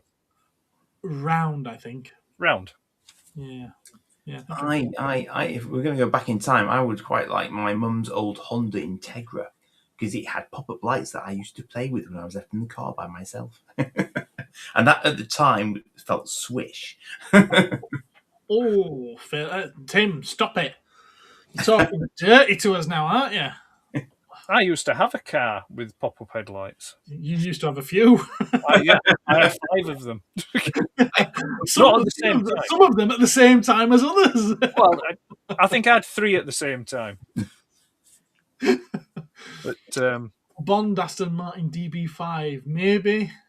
I will be Johnny Bravo or something. Maybe a Ninja Turtle or SpongeBob. But check the pecs. Yeah. In all its pinkiness. What do you want? Pink? What? Oh, Fab 1. He wants Fab 1. Where is a roller? You can't go wrong with a roller. I do like my bulletproof glass and all the rest of it as well. Now, you know, I was looking through the model kits. I was listing the Thunderbird model kits that I've got today at the shop. Phil wants a Ford Probe. And as I was trying to gauge prices and everything, as I was doing my research, another one in the same line came up, and it's the In My model kits with the nice retro artwork on the boxes. They're ancient. Yeah. And, well, these were the 90s reissues, but it was the same artwork. I've got some fragments of some. Yes. And there's a Fab 1 in royal blue on the artwork of the box. And I was just like, why the hell is that in royal blue? And then I was also like, why does that look so good in royal blue? Why was Thunderbird 2 blue? I mean, you know, come on, we'll never know these things. We'll never know these things. Who was it in the group chat that had got the... Was it Phil that had got the Thunderbirds? Phil got the Thunderbirds, yes. Yeah. You know... Ben, I'm not putting that up. No pun intended. But I'm not putting that comment on screen. That he had. That will, yeah. So, wait, if you're still there, Phil, that Thunderbird 2 looked very nice. I did that did look nice. And the Eagle, the bigger one, the larger one, where's that one from? That's a product enterprise. That was from someone's shop. Ah, right. It was a product enterprise, wasn't it? This someone. That's someone. That's why I pointed in that direction, you banana. And how much Yeah, are it's the wrong way, banana. Are they a couple £100 then? It isn't, is it? What? Where am I? I don't know where I am anymore. Yeah, are they expensive, them ones? Relatively speaking. The what? Relatively speaking, in the box, yes. Over 100. Yeah. There were 50 quid when they came out. Talking about, but Sorry, Gareth, what did you say? Because you and Andy keep speaking at the same time. Sorry, Gareth, what were you saying? There were 50 quid when they came out, but that's going back about 20 years. All right, have they been out so long? Yeah, you can't. The product enterprise has long since gone bust. Right, I missed those two. Yeah. It was, I think it was 125 that Phil paid for it. Right. So do they are they functioning? Do they like the compartments and stuff come on, the pods? You'd have to ask Andy or Phil. Phil, does the pod come off? He's not asking Andy. Oh, sorry, Andy. This Andy. Andy, have you got one? No. Yeah, go on. No, go on. Go get it. Go get it. Stay with me, please, caller. Go on. Get off. Wanker. Heard that. Phil says yes, they are nice. What about the Towns bike? What about it? 100-ish. We don't use that nickname for Gareth now, Joe. What nickname's that? I don't know. I think it's Towns bike. I don't know. I won't be talking about him or generally talking about what? What? Oh, Joe, please. Stop it. Bless you. It don't get any better. Stop it. So there is one more topic that I'd like to get onto. So we'll do that when Andy's finished with this. Go on, then we'll stick him on. No, not me. Go on, Andy. There you go. He's doing it. Look at that. Wonder did you dinky eagle? Does the pod bit come off? Yeah, I think I'm pretty sure it does, but it's been a long time since I did it. But yeah, yes, don't try it because I won't want you to break it. But what, like a certain Matchbox helicopter? Yeah. Andy, stop. Fine. Yes. Right. Is it magnetized or is it a clip? No, it's a little clip. You see that? Ah, right. Yes. Yeah. Yes. So it just has little slots there. And is it a mixture of die cast and plastic, or is it all plastic? It's a mix. It's right. Quite heavy. So the what's the rigidity in the back of the ship then? Is that die cast? The lattice work. The lattice work is plastic. Ah, right. Much like the dinky was, actually. Yeah. Well, no, the dinky one had a metal bar running underneath it, though. It did, but this does not. So no, that don't know. Best to be careful with them. Yeah, it's impressive that this works. I think that's the reason they've done it front and back join. Yeah. Because this in and of itself is heavy as all heck. That's metal. Right. I mean, I must admit, I'm less keen on that module. I don't like the sticky out bits on that module. This is did do lots of different ones. This is the Science Lab one, which you didn't get with the dinky. Yeah. It is show accurate. Oh yeah. But I prefer the leaner straight lines. I got this in the rather nice sort of Moonbase set. Right. Big breakaway sort of Moonbase set. And it comes with a booster pack for the Eagle and a little sort of laser tank and stuff as well. So it's quite sexy. Yeah. So did they do the different colours in those ones then, like the green and the? No, because there was never a green eagle in the show. So no, they're very sort of orange. You might get a touch of orange, but you won't get green and blue. No. Yeah. Oh no, I know in the show they didn't, but I was just wondering with them if they may have taken inspiration from the previous toys. What they call is it 1612 or 1812? They did a blue one, I believe. So they kind of reproduced the dinky styling, but they give them better pods. Right. So you can get them in that flavour as well, but they're not product enterprise that I'm aware of. But not that I have that. That's it. That's all I have. So No, it looks nice. It does look nice. Yeah, no, it displays well as well, because I've got that going horizontal and the others are sort of facing forward, because I can stack them. There was something else I wanted to share. I mean, that's the thing. I mean, it's like I was saying about, I liked the Thunderbird too. I do like that. I also like the Batmobile and the Batboat. Yes. They're all they're all extraneous stuff that I do like, but I have to show great self-restraint, because I've just nowhere to put them. I've nowhere to put them, and I would stuff like that. That's why I think I don't go back to, like, I suppose you could say, I don't go back to my roots, if you will, with all the diecast stuff, because I've just nowhere to put it or anywhere to display it. I mean, it breaks my heart that I can't have that Robo Skull on display. You know, that thing is screaming to be displayed. I had no idea you had that in a bloody plastic box. Yes, but yeah. Right, a couple of things I want to share. This is something I did mean to include in toy news. Now, it's not something that's going to be going up for pre-order or anything like that. It's probably not going to be commercially available. It's someone who's making it for his own personal use. Now, a good couple of years ago, 2 or 3 years ago, I planned to start making... Our pictures are in the way, aren't they? Let's move that over. Yeah, I planned to start making these. I was trying to teach myself 3D sculpting so that I could 3D print these. And it is based on Mighty Max. And it is a Doctor Who set. So it's an old school... Tomb of the Cybermen. Right. This is 3D render. There are some images of the actual thing, which I'll bring up in a minute. I'm absolutely in love with this. I think it's brilliant. But the funny thing is, October 23 was the last time I edited my ideas page for this. And the very top one on my list, and there's about 20 ideas for heads that I would have done, monster heads that opened up as a playset, and the very top one is Tomb of the Cybermen.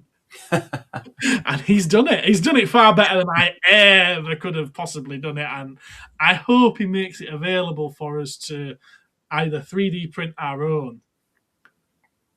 He's even gone as far as putting the Bluebird logo on the back there. I love it. I do. I absolutely love it. But yeah, I hope he makes these available. Because I want one. I kind of need it.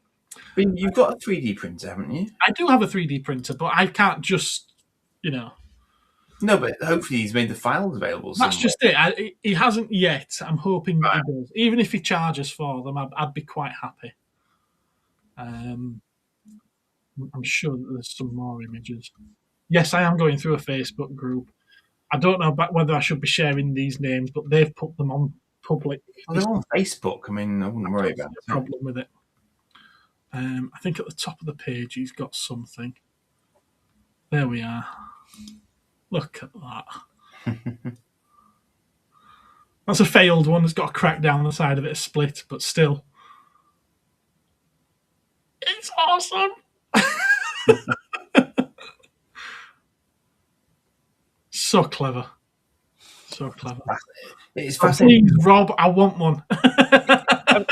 It is, I can respect the engineering and the design of it. Yeah. And I just, because it's 3D printed, my concern would be the tolerance and the rigidity of the materials. Yeah, that one in particular is resin. I'd be tempted to give it a try in plastic. You're not going to get as good detail off the plastic one, but it might be a little bit more. Especially with it sealing with that clip. There's possibly just snapping. Yeah. Whereas the plastic one would be better for that. That's what. Yeah.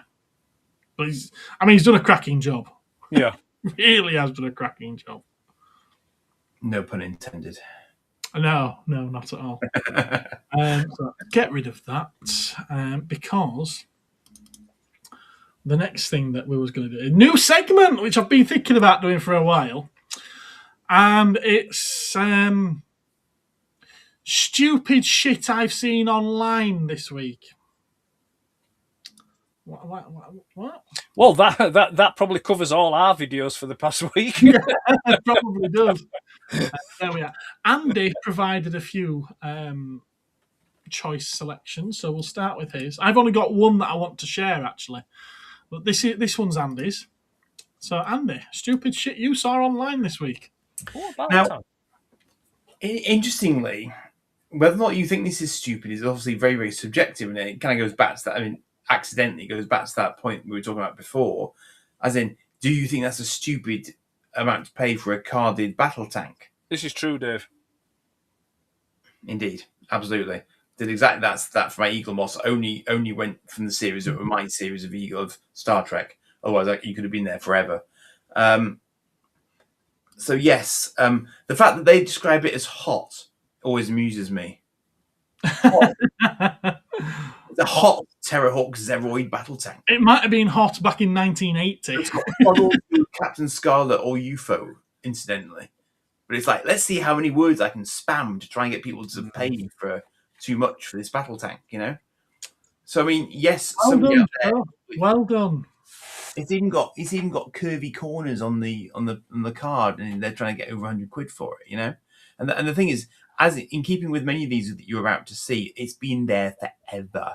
And I just I keep them on out of morbid curiosity to see if anyone is ever stupid enough to buy it. That sort of plenty of fodder for this segment. Right, sorry. Sorry, Andy. Just so I get your train of thought on this one. Is it the stupidity of the pricing of them? Yes, primarily. Right. Okay, yeah.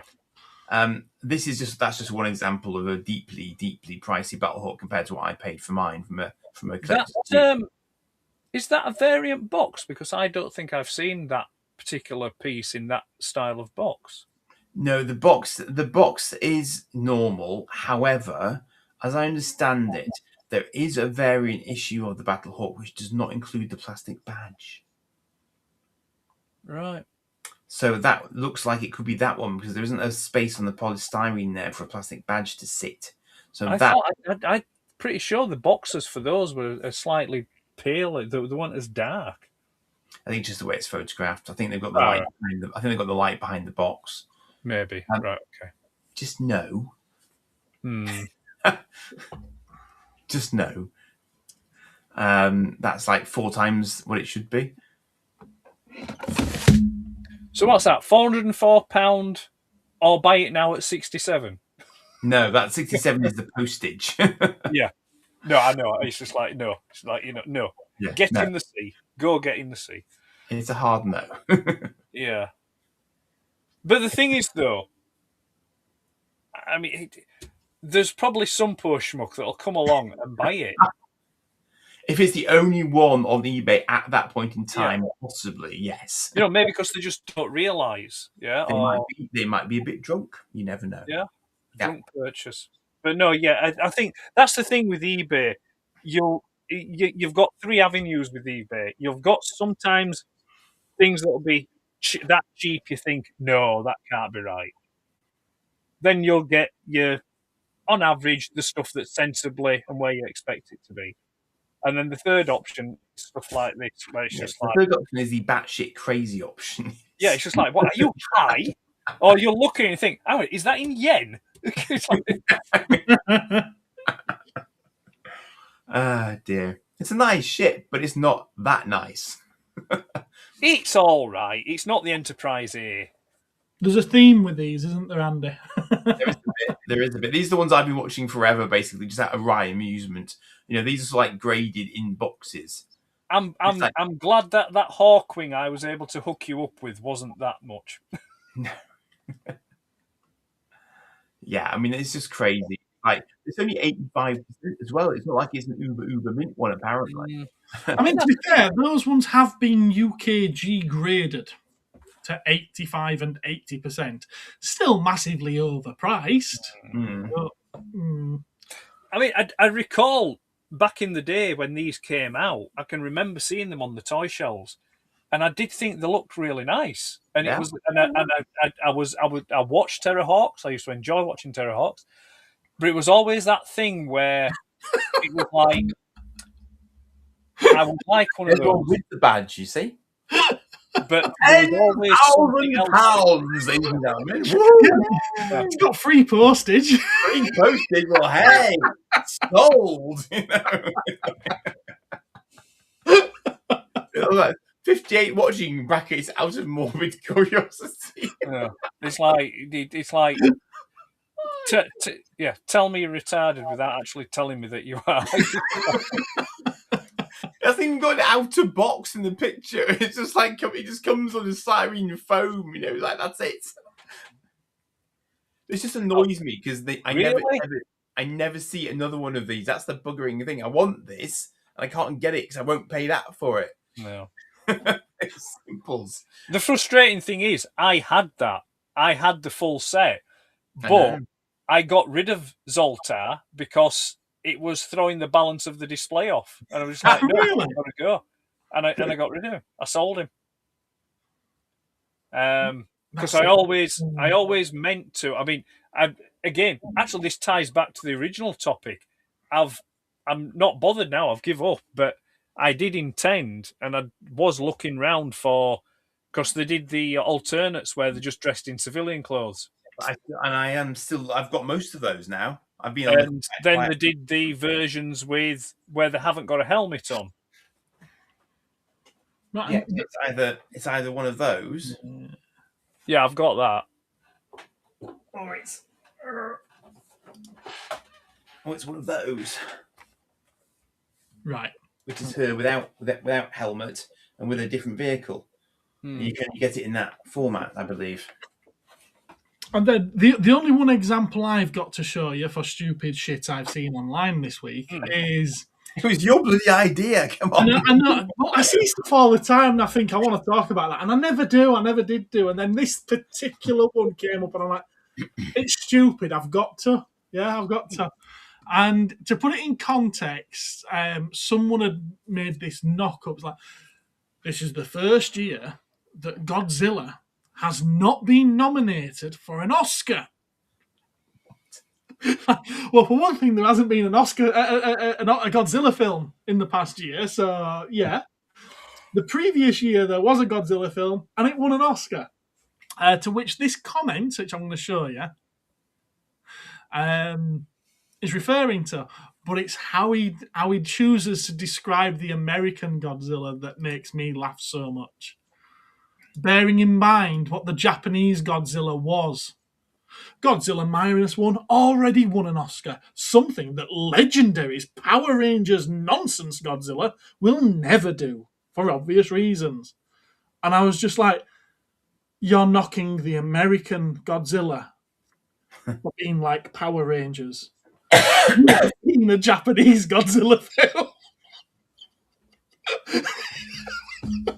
It's literally a man in a rubber suit knocking down cardboard buildings. There's no Power Rangers in it.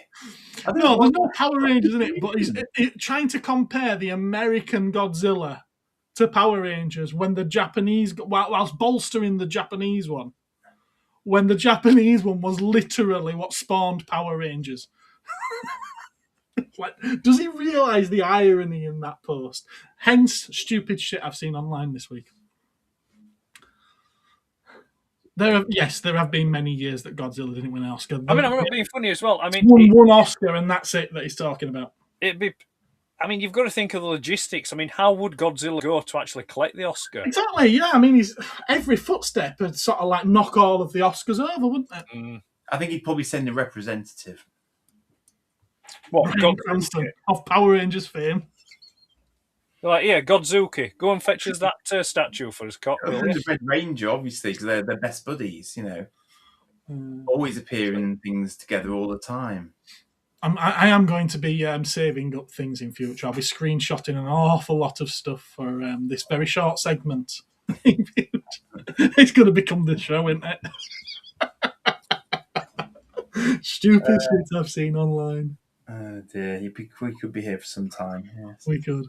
Well, we've done 2 hours and 15 minutes, gentlemen. I think we've more than covered everything tonight. Manila. Is there anything that you want to add before we bring it to a close? Can see him and more tomorrow night. Thank you. Bye-bye. If we tune in.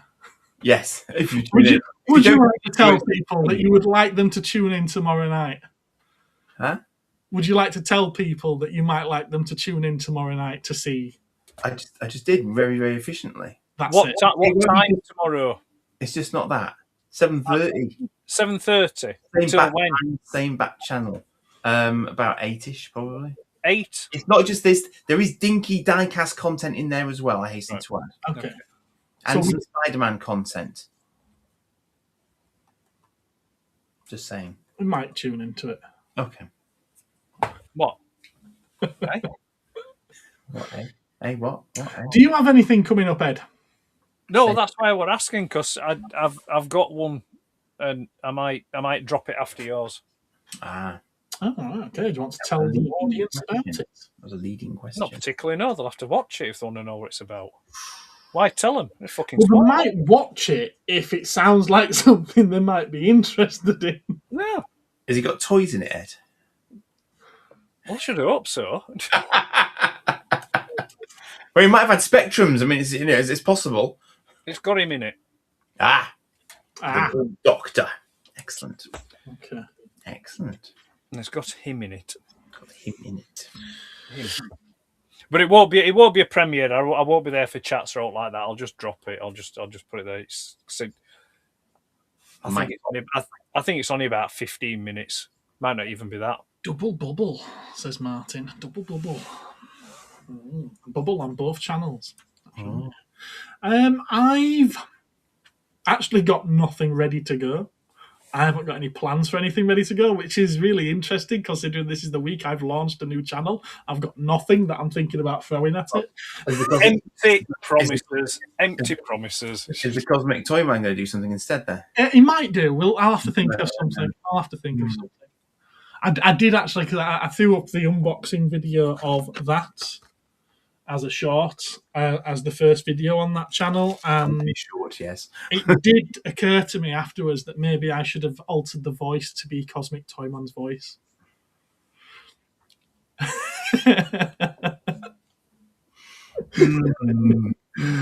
I might do that next time. We'll see. So next week it is open mic night, and I haven't decided yet which channel it shall be on. I do eventually want it to be on the new channel rather than the Cosmic Toys channel. So if you're interested in open mic night, make sure you are subbed to Toyman just in case. Okay. Does Ed even care if we watch? Probably not. No. Couldn't give a monkeys. No. You don't think I'd do it for you, do you? And with that, I think we're going to bring it to an end. So thank you, everyone. We will catch you in 2 weeks' time, or on Open Mic Night next week, or if anything else comes up. Until then, tatty byes.